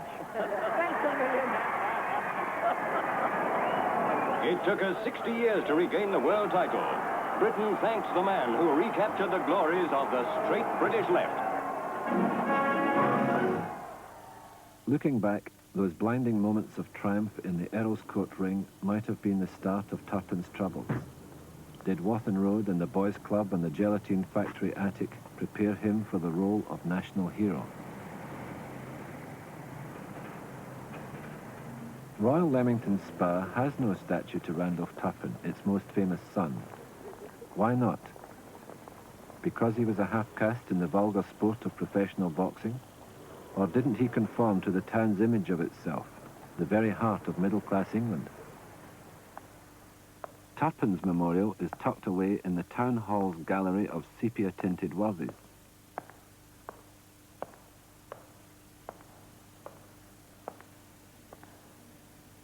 After all these years, this modest plaque had to be paid for by local businessman D.J. Bradshaw, as if the town's top people were ashamed of producing a world champion, a British hero. Why weren't they proud of their most famous son? Rightly or wrongly, I decided that the truth does less harm than rumour and gossip. Those are the actual plates, the photographs, and I'll just get you the cuttings. Thank you very much. Anyway, by then I was too far into the Turpin story to be put off by the risk of hurting people's feelings. Those are the cuttings that you'll want. Ah, yes. They're in date order, and there are some more negatives there. Family and friends of a dead hero could be expected to select their memories carefully, Can I have a look? and some of them still seem to be living in Turpin's spotlight. Just here. But in my first interviews, when I'd let them tell me what they wanted me to know, I'd notice what they didn't say, little pauses, denials of questions I hadn't asked. In the library of Heart of England newspapers, I was shown the meagre evidence that Turpin had once been the local hero, a small sheaf of brittle cuttings. Was this what they had been steering me away from, Randolph's first marriage? Mary Stack met Randolph when her brother brought her to Leamington Boys Club. Everyone called them the ideal childhood sweethearts, and they married when Randolph was a teenage cook in the Royal Navy. However, their relationship had a more tempestuous side.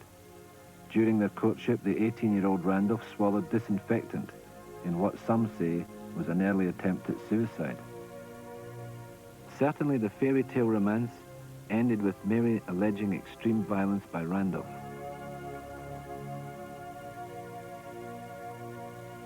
Separated before Randolph won the world title, he and Mary were divorced 4 years later. His settlement was £7,500. They had one son, Randolph Jr. Now a Leamington publican, Randolph Turpin Jr. and his mother were unwilling to participate in the proposed film. He did tell me, however, that he couldn't remember riding in his father's triumphal procession. Growing up, he occasionally saw his father at a distance. They did meet face to face once, in a car park. They didn't speak.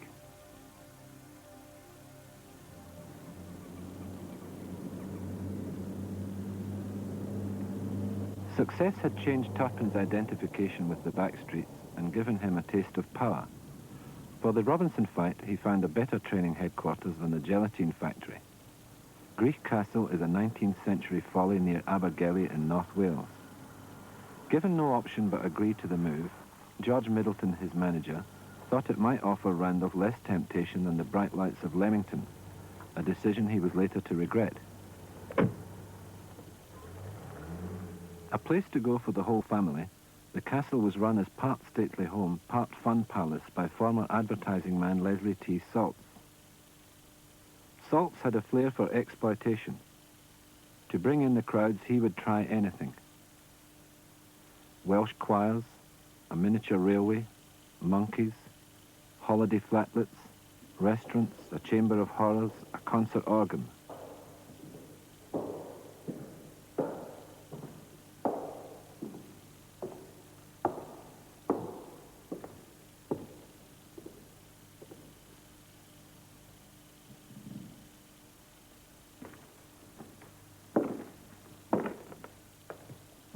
Today the castle has few traces of Saltz's razzmatazz.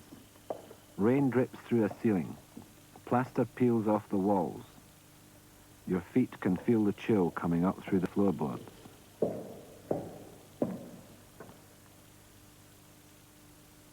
Saltz's own tastes were for fine art, but a champion boxer could really pull in the crowds, and on the front lawn he set up a ring for Turpin's sparring sessions. One of the £5 a week sparring partners was heavyweight Derek Wheel. Now, what was he like in the ring, sparring? Oh, murderous, murderous. He was a tradesman in every aspect of the sport. And he didn't put you away completely, but he gave you a good hiding. You know, when you make mistakes, you get knocked about. Did he leave you with any marks, any damage to you? Oh, a couple of teeth here and there. That's through the gum shield. I don't suppose I looked after my teeth all that much. But he was hitting you with quite big gloves, wasn't he? Oh, well, that didn't make any difference. He punched correctly. Sparring partners dreaded their daily hammering. Brother Jackie had a brainwave and appeared in the ring wearing women's underwear. Randolph laughed, Jackie escaped his beating, Salts incorporated it into the act.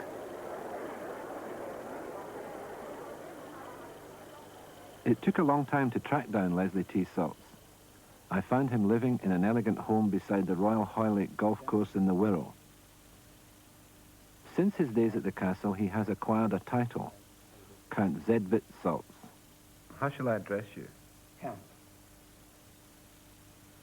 Count Salts, how many people came to see Randolph training at the castle? Oh, I've no idea at all. No idea at all. I should say that the most at any one time would be about 10,000, 15,000.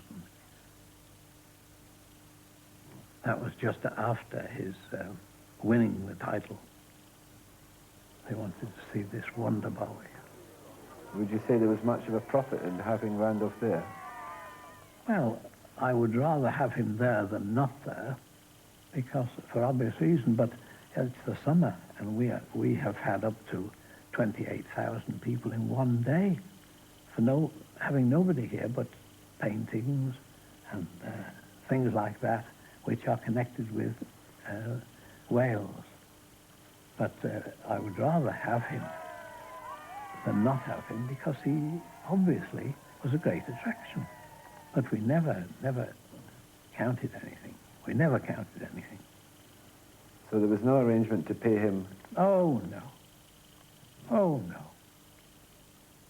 What was the arrangement? I think you said he lived for nothing with the sparring partner. That's right. We kept them whatever they wanted. Wouldn't matter what they required. They were our guests. Salts knew how to make Turpin feel like a champion, which at that time may have been more important to him than money. Although for the star attraction, the arrangement seems to have been rather one-sided. How much do you think Randolph should have been making? I would say roughly he should have been on something like £500 a week, just appearance money at the castle. It seems possible Salts had replaced Middleton as yet another surrogate father figure in Randolph's life, a characteristic which left him open to exploitation. The people around him knew what they got in Randolph Turpin, and they must all carry the blame.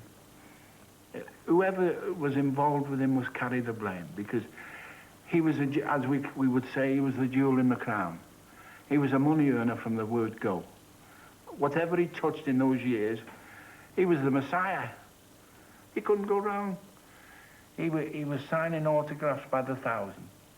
And if he drank a cup of tea, everybody else had won a cup of tea, see if it was good stuff, like.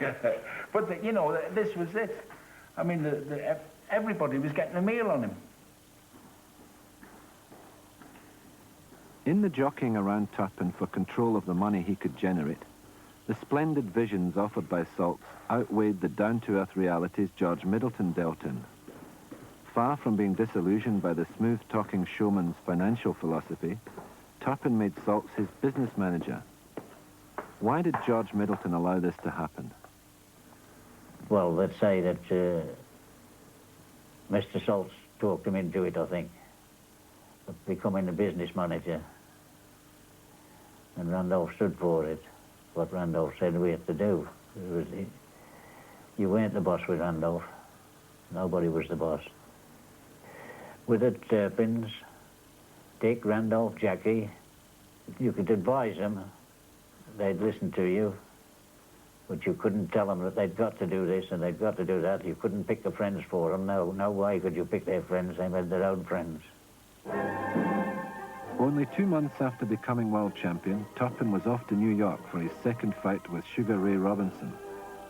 Randolph was forced into this early defense of the title by the now illegal 90-day return clause all challengers had to agree to.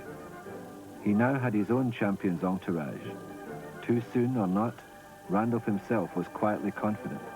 Well, I think it'll turn out to be the same as it was at Earl's Court. You think you'll win, in other words? Do you think it's going to take you 15 rounds? Well, I don't think so this time. It'll have to be one of us that have to go this time. Randy, is this your first trip to this country? Yes, the first time I've been to America, and while I'm there, I intend to look it over a piece. Now, while you're in this country, where are you going to be training, Randy? Well, I should be training up at the Catskill Mountains. With the famous skyline as a background, Randy was filmed with his two brothers. He was wearing a confident smile, which we all hope indicated victory in his return match. This time, of course, he'd be defending the title against Sugar Ray. All reports from America, where Randy's arrival was very big news, said he was in first-class form. When we left the boat, went to the Edison Hotel, there was a very well-dressed lady and a smartly dressed young lady there who came to us and said they were from Harlem to greet us and welcome us to New York. Making her first appearance in Turpin's life was Adele Daniels. Good-looking woman. Too good looking. What was she like? She seemed a very nice person at the time. There was 3 of them.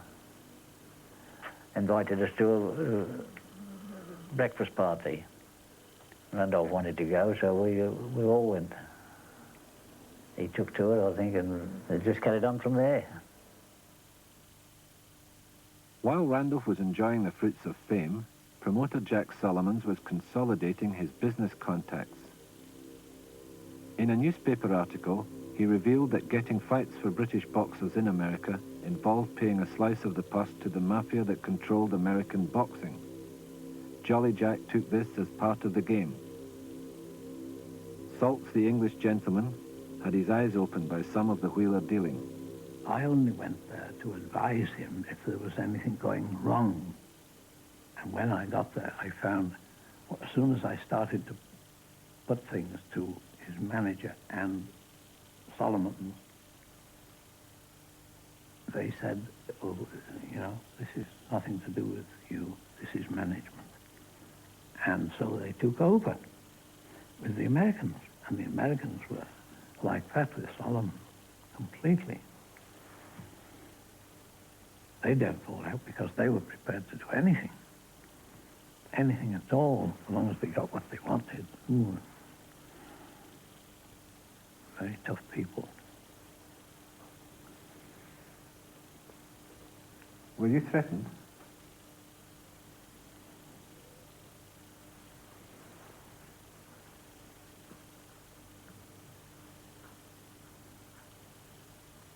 I wouldn't like to answer that. Perhaps I've given you the answer. For the first championship fight, Turpin earned £11,000. Promoter Solomons made £38,000. In New York as champion, Randolph grossed £70,000. The promoters made £122,000.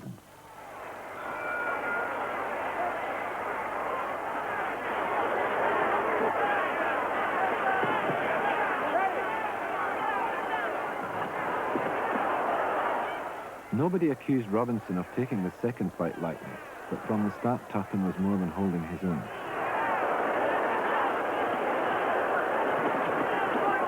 All right, cut back, clean, boys.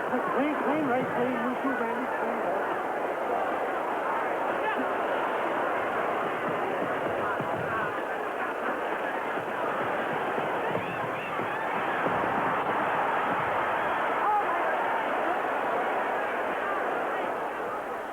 Well, I think he was in front.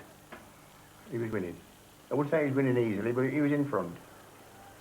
And you get this one beautiful right hand, split Robinson's eye. 10th round, I think it was, wasn't it? Randolph landed one on the eye again. And the eye pumped. The blood, not trickled, pumped, really. Randolph's there with both his fists there. You can see it. See this blood. Thinks to himself, right, I've got him now. And Robinson, I think he knew his eye had gone. He must have felt it go. But Randolph just hesitated that 1 second. And Robinson, with a desperation punch, caught him on the temple, down. I don't think he was really hurt, you know, but he was just a bit dazed, son. But I think if it had stayed down another couple of seconds, instead of, you know, whatever, saying, well, I'm not really hurt, I'll get up. There would have been a different start, we've been told.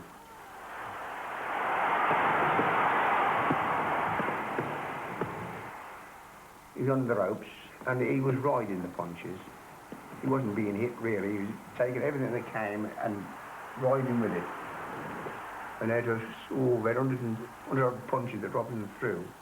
You get to the half of them were fouls, kidneys, back of the neck, everywhere, by the right place.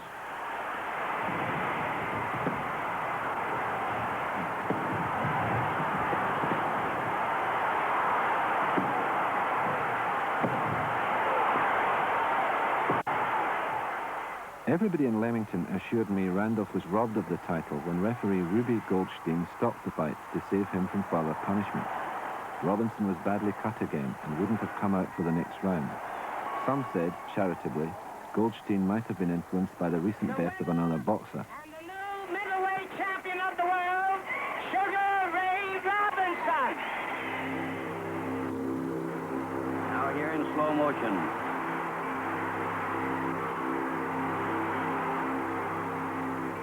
In slow motion, those flickering black and white images from half a lifetime ago still had the power to horrify.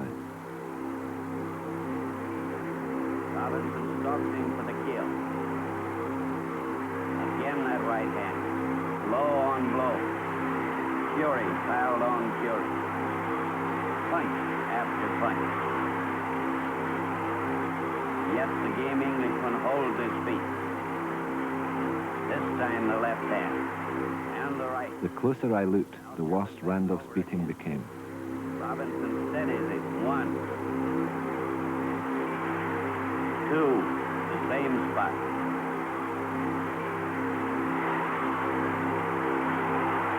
And 3 again.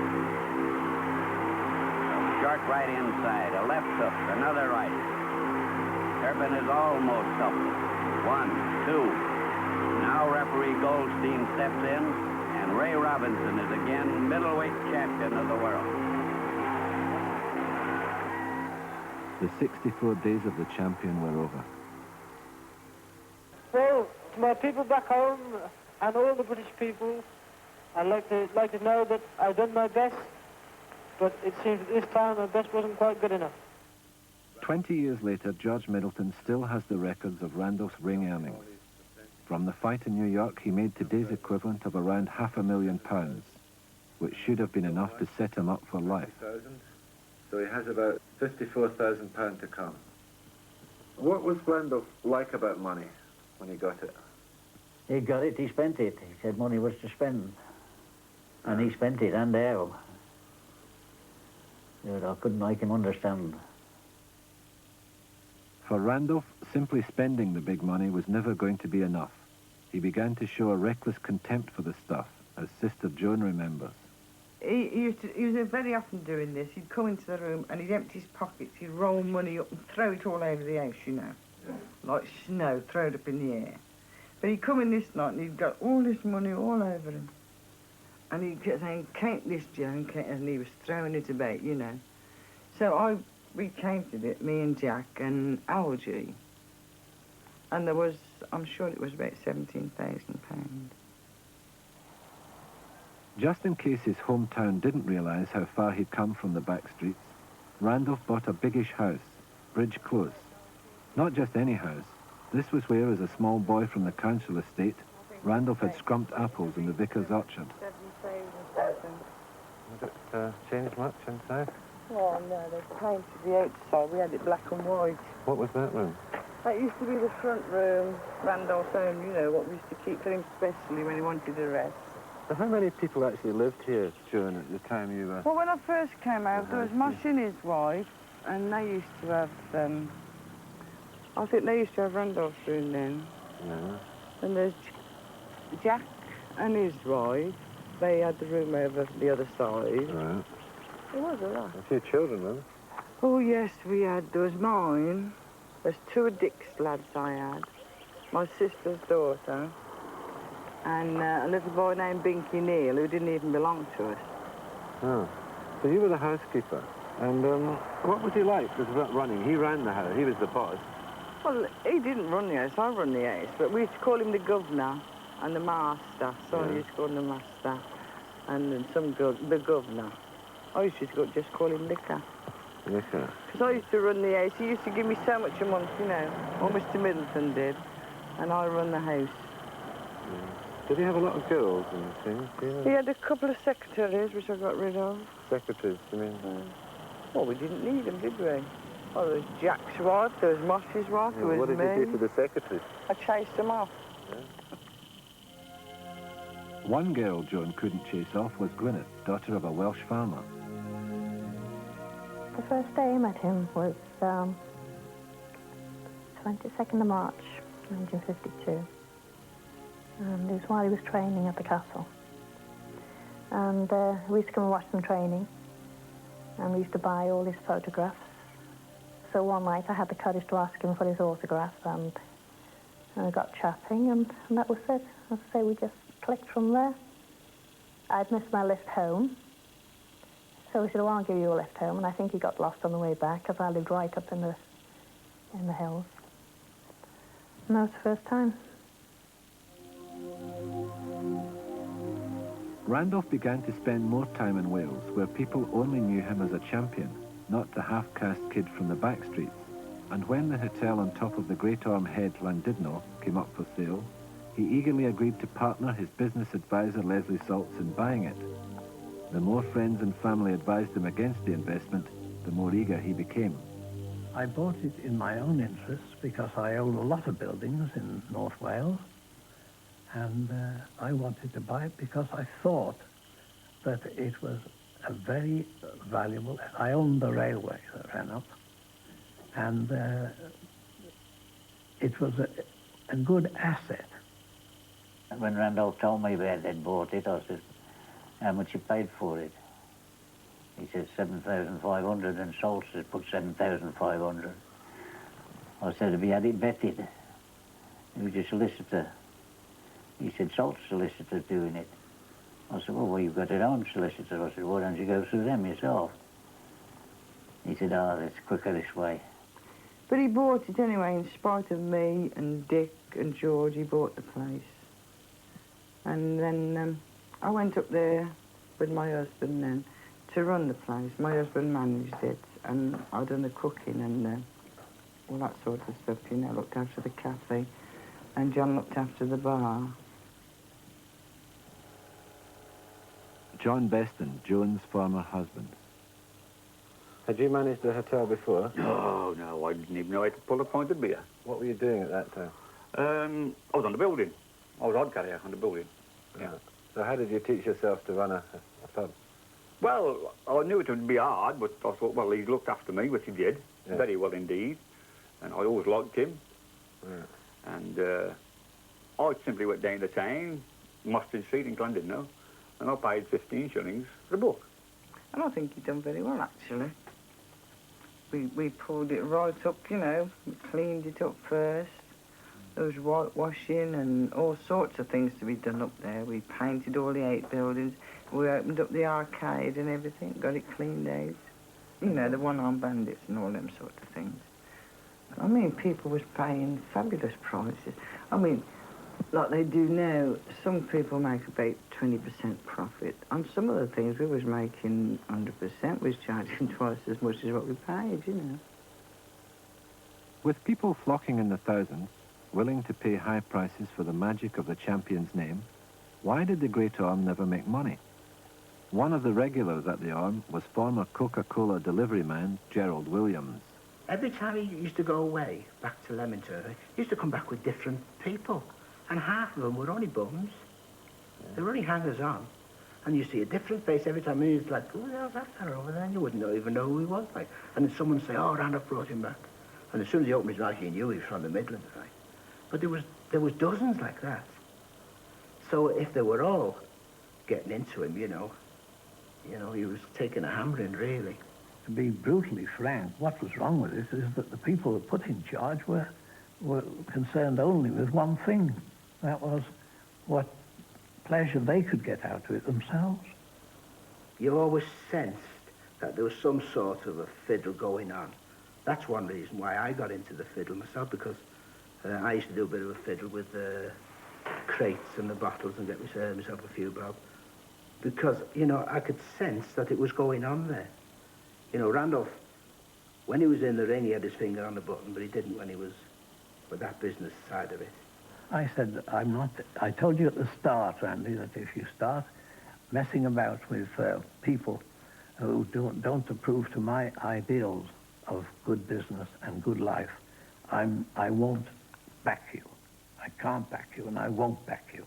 And I've given you good warning of it long ago. So now you're seeing the results of it. Salts was finished with Randolph, who, for the first time in his life, was left in charge of his own business affairs, in particular, the financial mess his open-handedness had created at the Orme. Then Joan and John Beston decided they'd had enough of life up on the hill and moved back to Leamington. When they left, there was an awful lot of money owing to all the trades in Llandudno, which we had to pay, which I paid out of my bank account. About £2,000 I paid out of mine. Unprepared to accept personal responsibility for the haphazard management of the Orme, Randolph put the blame on the shoulders of his brother-in-law, the former bricklayer John Beston. He was going to make Beston go back with him to work, and he wasn't going to pay him, you know, just make him work. And anyway, Beston refused to go back, so he beat him up. He just put me right hand on the nose. Oh, yeah? Yeah. One? Yeah. What did he... I didn't want the cane anymore. What happened to your nose? Well, it busted a bit like, you know. He broke it? Oh. He came back and he said, I've nearly killed him, he said. I nearly killed Johnny Beston tonight. I think if it hadn't been for Joan, he would have done. And he said, for the first time, he said, in my life I've ever sort of kicked anyone. And he did. And he did feel guilty about that. Randolph persevered with the Orme for several more years, until he was finally forced to unload Salts' wonderful investment at a substantial loss.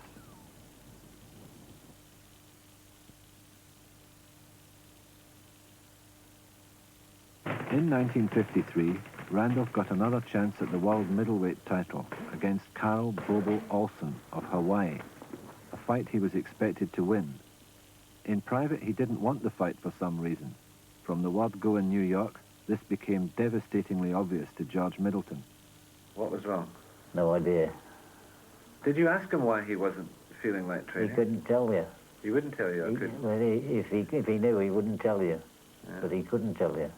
Well, I think he'd got something on his mind, and we never found out for a long time what it was. He would lock himself in the room or say, well, this Max, what was his name? Yes, Max Ackerman. Max Ackerman. He led him a smashing horse. He's a millionaire taxi. They were very scared, you know, that he might fall off the horse, but he was a very good rider. And he'd get on the horse, he'd come back, lock himself in the bedroom. When he trained, when he felt like it, he would train. He'd probably do an hour and a half solid. Whenever he did anything, he put all his heart into it. But it was getting him to train. See, and if you're not happy, no matter how hard you train, it don't do you any good. The press blamed his behaviour on lovesickness for his fiancée Gwen back in Wales. In fact, he had restarted his affair of 2 years earlier with Adele Daniels. Well, he said he'd met her after the Robinson fight, and they became friends. And I think she thought that he would go back to marry her. And she used to send nylons and things over, you know. And she thought they were for his sister, but they were for me, really. Badly prepared for a fight that should have made him world #1 again, Turpin, who had never liked the press, found them only too quick to turn on him. A hero is not supposed to have private worries, which were too serious to share with anybody.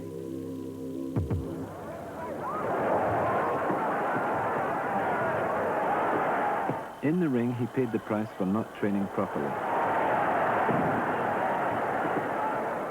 During his pounding by Olsen, he kept telling his brother Dick, I want to get out, I want to get out.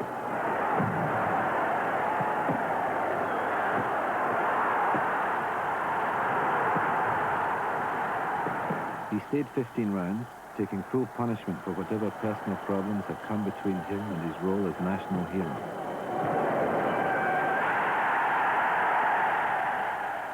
Olsen won. Turpin seemed relieved the fight was behind him. He was in the dressing room and he showered first and was getting changed. And when he got his trousers on, he went in the toilet, he come back to me and he says, "Quick, kid, come and see this." And he showed me. And I went and told George Middleton, I says, "He's passing blood, you know, and he goes to the toilet," George said, "Let's get him back quick." So we rushed right, they got him into a taxi, went back to the hotel, and they got him straight up into the bedroom. And then they got this big sheet, and they sent downstairs, and they brought 3 or 4 buckets full of ice. And that's when they encased him in the ice, but I can't remember them sending for a doctor at all. Turpin was 25. He'd had 54 professional fights. This was his worst beating so far. But New York had more punishment in store for him. These 2 slick fellas come in. They flash a badge and say, "Will you come with us?" And he turns to me and says, "This is your bloody fault, this is." So I said, "What the bloody hell? What's he on about?" Anyway, we found out that they'd taken him down to, what precinct was it? 17th. The 7th precinct. 7th precinct. To do what? To question him about this Adele, beating this Adele. And this is what all the trouble was. So what did he charge then? Well, they charged him. With what? With, what do they call it in America now? If you only shout at them, they call it assault.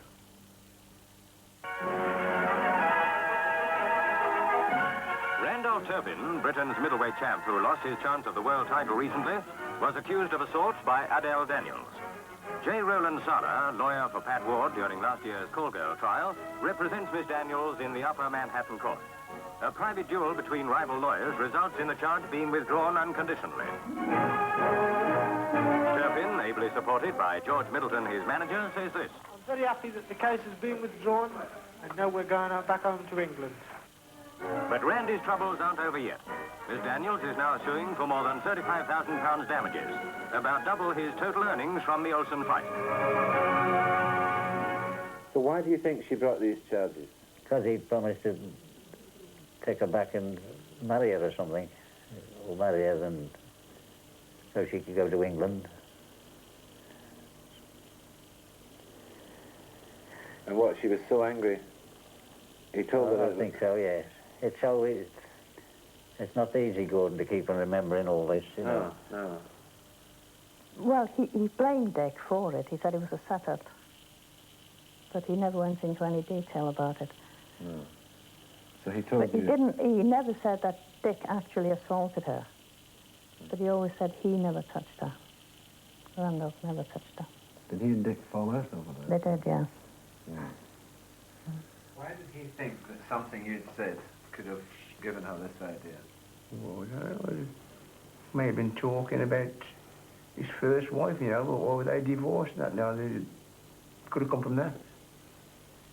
You know, what did she accuse him of? Or she accused him of beating her, and he could have come from that. She could have, oh, well, this is my chance, and... Whatever Dick had said, Adele Daniels' accusations were strangely similar to those made by Mary during their separation 5 years earlier. Adele's flamboyant lawyer, J. Rowland Sala, saw a big payoff. In the end, they settled for what George Middleton calls cigarette money, but the damage to Turpin's reputation was permanent. Randolph Turpin, who has been making headline news, comes back to Britain aboard the Queen Mary. Britain's middleweight champ won't talk much about his private life, but gives Pathé News an exclusive interview about his career. It is reported in this country that you're going to retire from boxing and going to work on a farm, is that right? Farm work's just as hard as boxing. I'll leave that to my manager to decide. But are you going to retire, Randy? Well, we will have to retire sometime. But you've got no intention of going at the moment? I'm not. You're still in the boxing game? I'm still in the boxing game, yes. It is also reported that you have passed your peak in the fight game. What do you say about that? Well, when any fighter down the route is when he's got loads of things on his mind for the fight, he's passed his peak before he gets in the ring. And that's what was the problem in New York, is it? I think so. I met him off the boat. And then we started driving And the press were behind us, so we did about 2 weeks just dodging the press. And then he got really fed up with it, so he said, oh, well, let's get married, and, you know, perhaps they'll leave us alone then.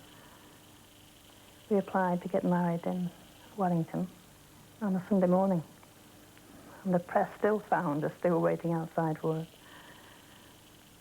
So it was on a foggy, wet Sunday morning. We drifted apart after he married Gwen. We all sort of... He sort of alienated himself from us, all of us. Why was that, do you think? Well, I don't know, really. The first person he fell out with was Dick. That was because of her. And then he asked me one day, did I like her?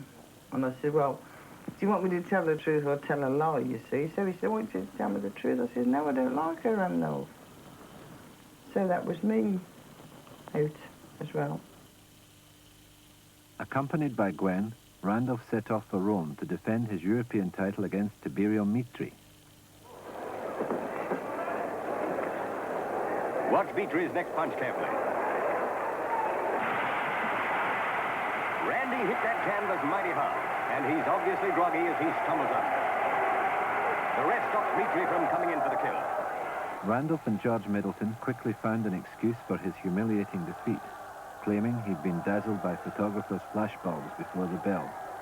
The boxing board insisted on a physical examination and passed him fit to go on fighting, although brother Jackie had noticed eye trouble even before the Olsen fight. Randolph and George Middleton both thought he was fit to go on. The boxing writers, however, were beginning to have doubts, among them Jack Butley. Turpin took too much punishment. There's no doubt about it. He had double vision from the Mitri fight. His reflexes were bad. His eyes were out of alignment. He should have been stopped. But the British Boxing Board of Control are also guilty because they knew that he wasn't fit to carry on after the Mitri fight. But as far as they're concerned, like many other boxers I could relate as well, they're just walking cash registers. Boxers are. They just let them go on to the end, and boxing history is full of people like this. Freddie Mills was another one. They should never have been allowed to fight after a certain stage of the careers, but they just let them go on, and they cover themselves by getting some pro-boxing doctor to say, this man is fit to carry on. I would have liked him to have given up after the Olsen fight, because I think he took quite a beating. Did you tell after him? that? Did you Yes, say I so? did. What did he say? Well, no, he thought he could go on. He felt he could go on. Did he get angry when you said things like that? No, he would just laugh it off. For the next 3 years, Randolph lived a dangerous illusion. With a new family to support, he had every temptation to go on making money at the only trade he knew. Enjoying a stable home life for the first time, in the ring he went on winning. Then, for £1,502, he took that one fight too many, against Yolandi Pompey at Coventry.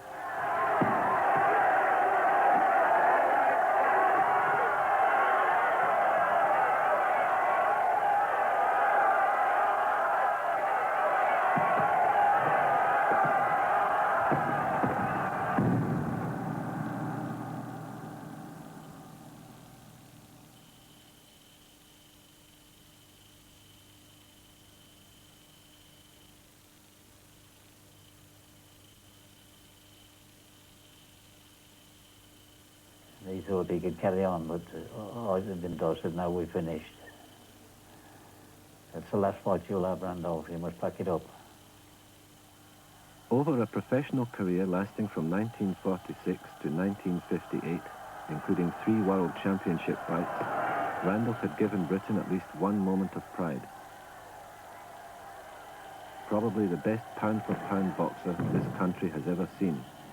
His ring earnings were today's equivalent of approximately £1 million. He should have been a rich man. George Middleton, however, had kept a record of his spending. Oh, these are from memory, these are. There must have been a lot more without these. The divorce, their first wife cost him $7,500. Invested in a great home, look, $7,500. plus. What have you written there? Dead loss, I think. Dead loss. Motor cars, at least 5,000. Lawsuit in America, like, cost him another 4,000. House furnishings, 5,000. Presidency gifts, at least 5,000. That was money them days, wasn't it? Not only spent on a grand scale, but loaned it, and even given cash to people to hold for him, as though at last he knew he couldn't be trusted with his own money. The most unlikely people. There was Jonah Spencer in Wolverhampton. He gave him £3,000 to hold. And then when he went to ask him for the 3,000, he hadn't got it. He'd spent it. That was one. Then there's other people who borrowed money from him. There was one, he was behind with his maintenance payments of £300, so he paid that for him. Otherwise, he would have gone to prison. Then there's another one. Hadn't paid his electricity bill. He paid that. There's another one. He paid off a mortgage for another person. Besides just loans. And, but he never got any of it back. In genteel, affluent Leamington, Randolph proved the truth of what he'd told Ron Stefani all those years before about belonging to the back streets. What little money he had or could borrow, he invested this time in a shabby cafe already threatened by a compulsory demolition order. That was Randolph's idea. He wanted me to have the cafe. It was a little business for me. I would rather he'd have chosen to keep the Orme, but I think he was wrongly advised again. And we kept the cafe, even though it was under compulsory purchase order. See, that was a mess, that cafe. He was advised not to buy that, but he bought it. And it was... That man must have known that that place was condemned. It was going to be condemned. But just after that, I think when he come down, he went to work for George on the scrap. And he was quite happy there. I went to the yard once to see him, and he was quite happy. Busy bashing and breaking things up, you know, having the time of his life. 8 years ago, he was on top of the world. Now he works in a scrapyard at Leamington. Randolph Turpin, once the Iron Man of the Ring, now handling old iron, a scrap merchant at the age of 30.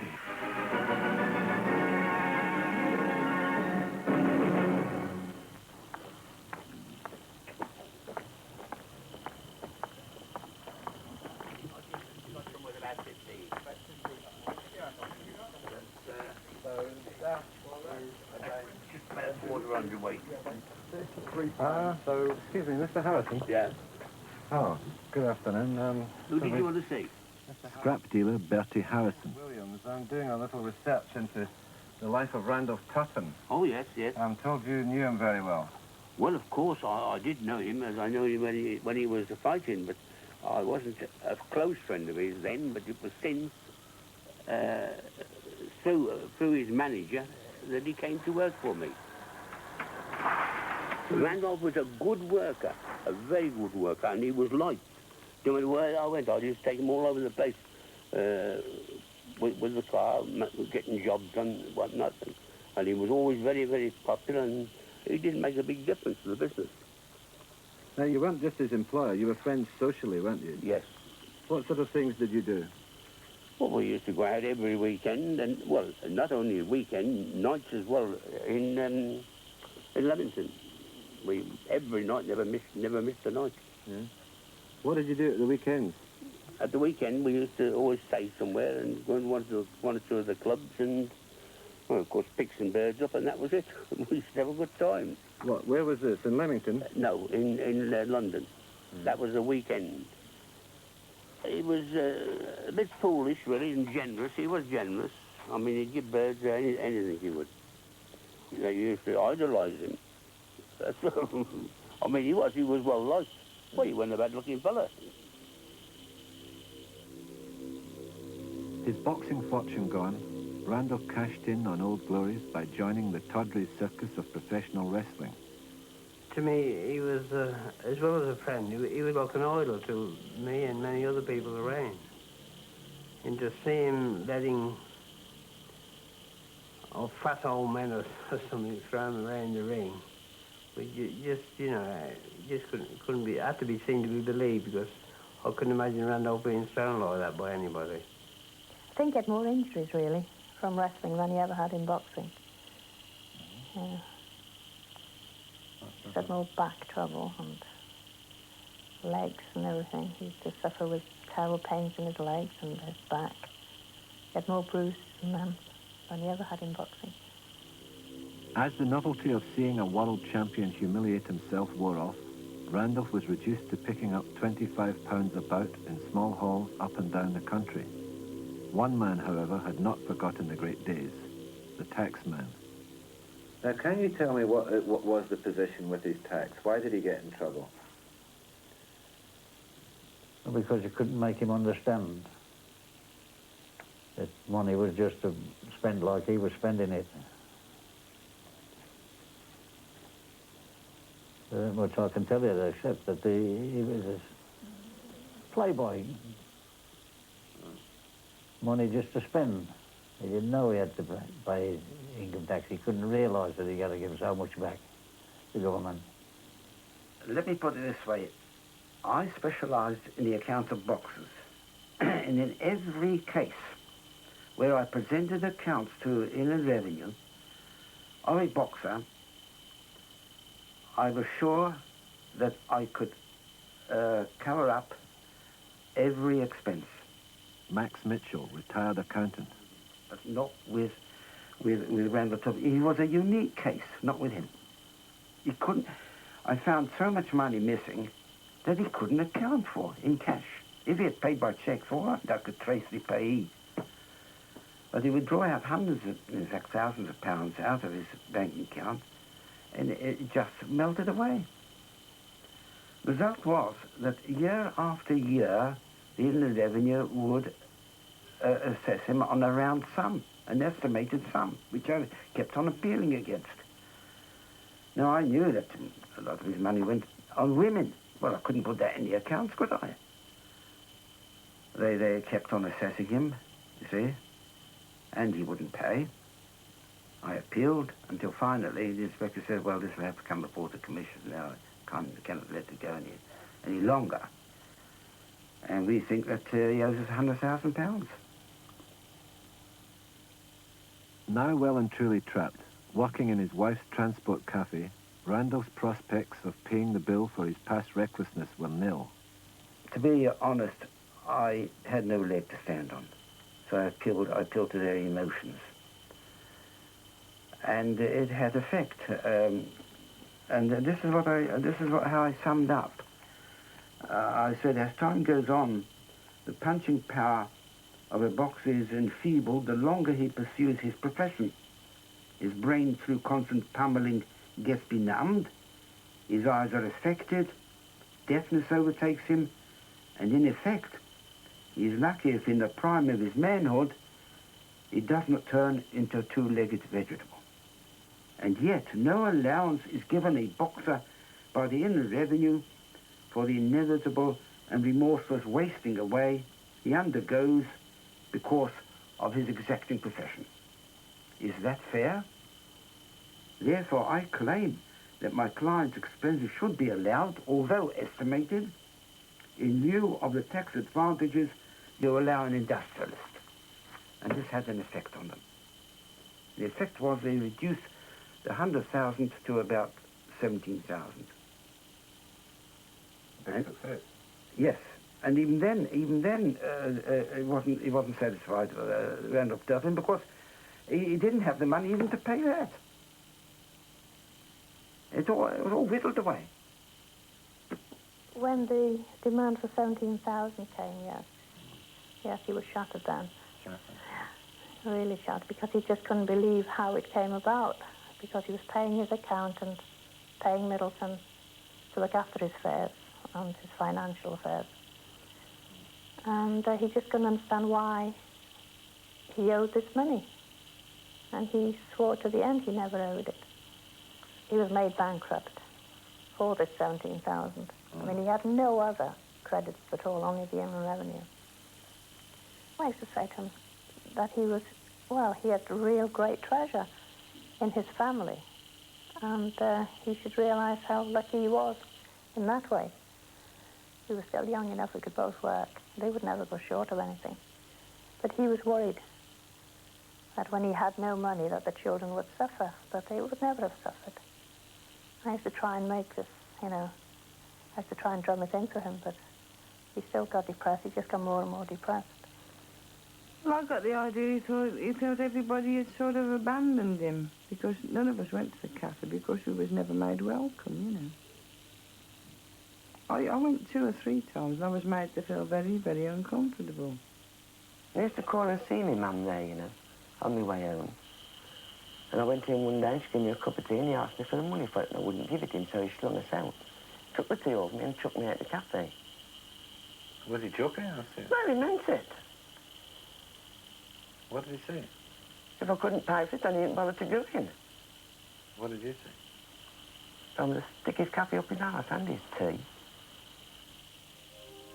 With the arrival of a fourth daughter, Randolph's sense of helplessness increased. Partial deafness from a boyhood accident contributed to his feelings of isolation. Something, pride perhaps, stopped him even trying to collect the money he'd given to so-called friends, until Mosh Mancini persuaded him to take a tougher line. Together we made up a list of the people that owed him money, and we went to Birmingham after one fella. Got to his cafe and found it was pretty packed. He ushered us into a room. We went into this little back room. And we started talking for a while, and he started saying half of the business didn't belong to him. And somebody called him from the front, and he went out, and I could see Randolph was itching to let him have something. So I said, just think of Gwen and the kids, and Maria and my kids, and just keep calm.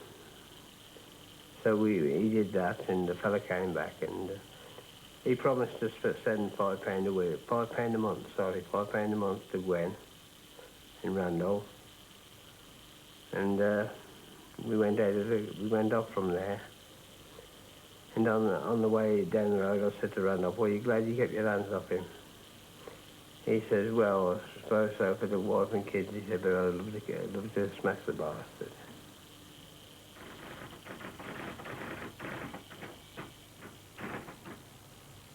When I started to piece the whole story together, it would have been too easy to see Randolph Turpin as just another boxer who squandered his money. But behind the cliché, easy come, easy go, something didn't tie up: the money. On ring earnings of £133,000, Randolph had paid around £50,000 tax. Why did the Inland Revenue ask for another £100,000? Unless they suspected the existence of a second hidden fortune. Hadn't Joan told me a story about £17,000, which I had interpreted as just another example of Randolph's contempt for money? A story about £17,000 cash. And he never did get it, and that was from 1950.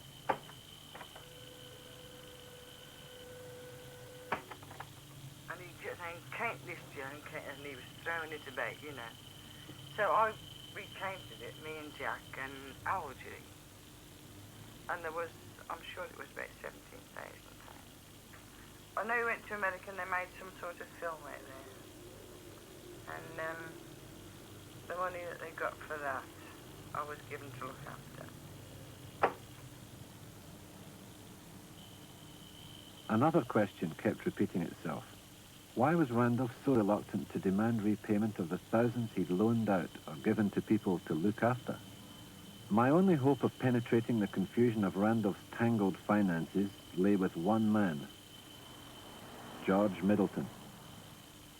Well, George, I'm putting it to you that Randolph must have had money on the side and didn't declare it, or didn't declare his earnings. He could only get the money from his fights. Yes, or the film rights. Oh, the film rights. Yes. That was... I should think I know the man who gave the information to the tax people, but I shan't even mention that. So you think somebody did grass on him to the tax. I think so. And his mistake was not paying the tax in the first place. Is that That's it. correct? And that left him wide open. Yes.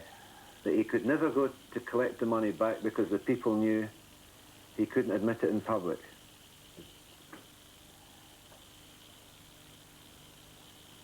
Well, not that figure. He couldn't go to the solicitor, could he?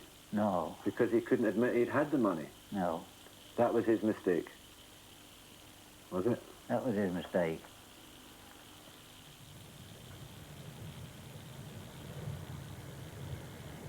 George Middleton wouldn't tell me who shocked Randolph to the Inland Revenue. I had heard vague stories, which nobody could substantiate, that Randolph had been beaten up to keep his mouth shut about money.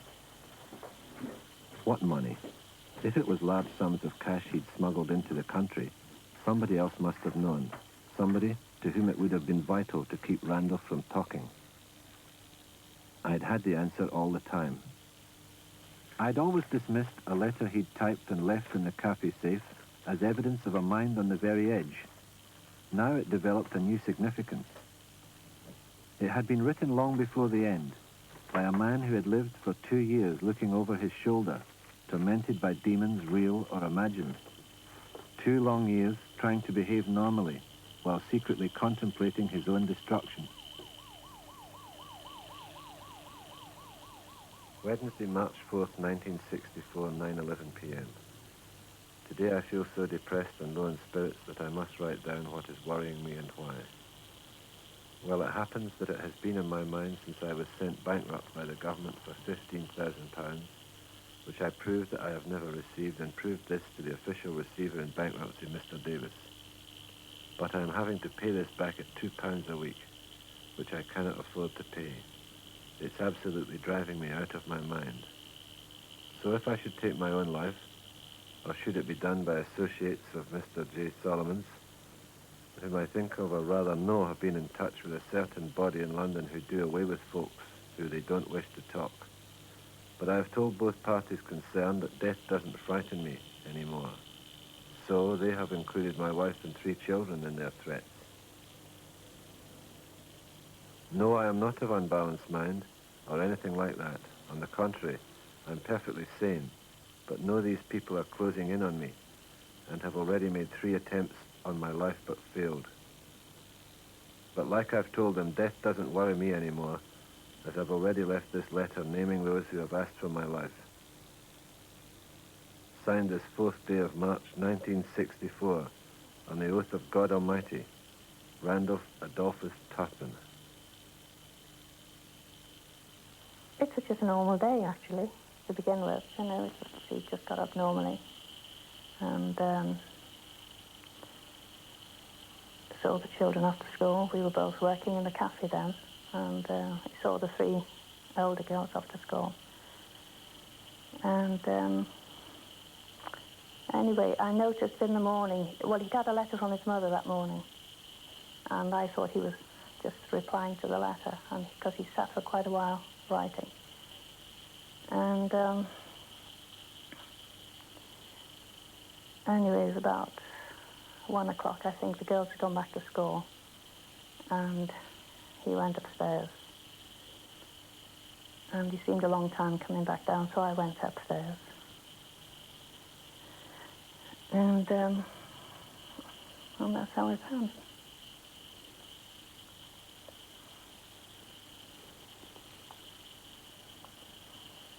But there was nothing I could do then.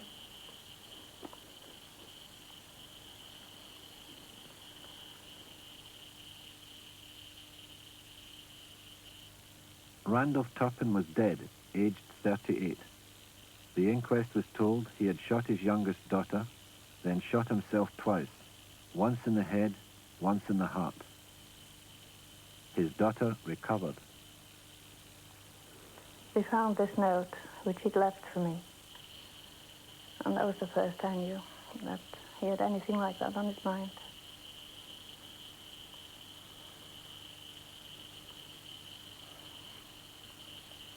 What was it, son? Well,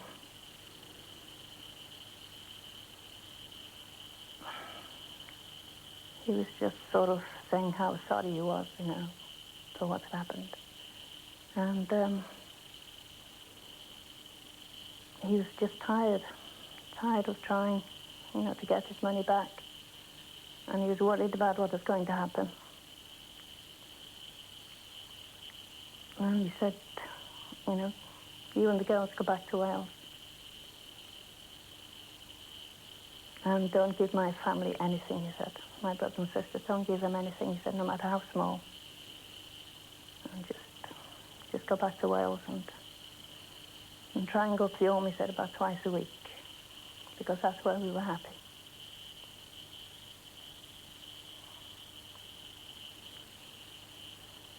No, so.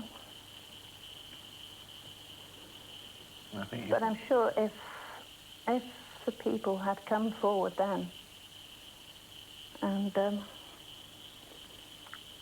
well, had helped him the way he helped them. Sorry.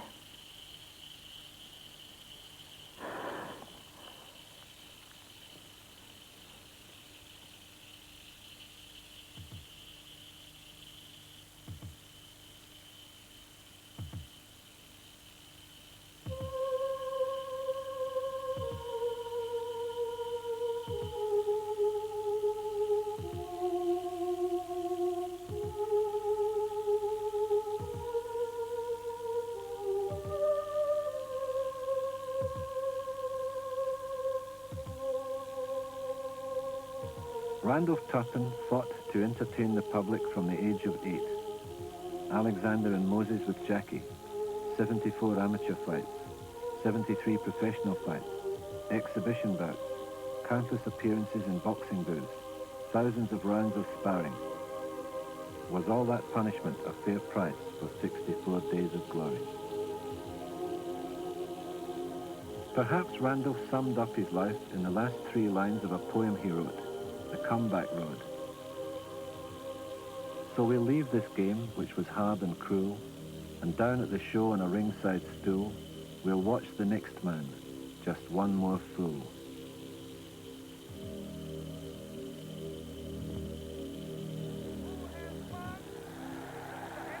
Following the boys across the corner. Everybody's running across the ring. Photographer says Turpin has won! Turpin has won!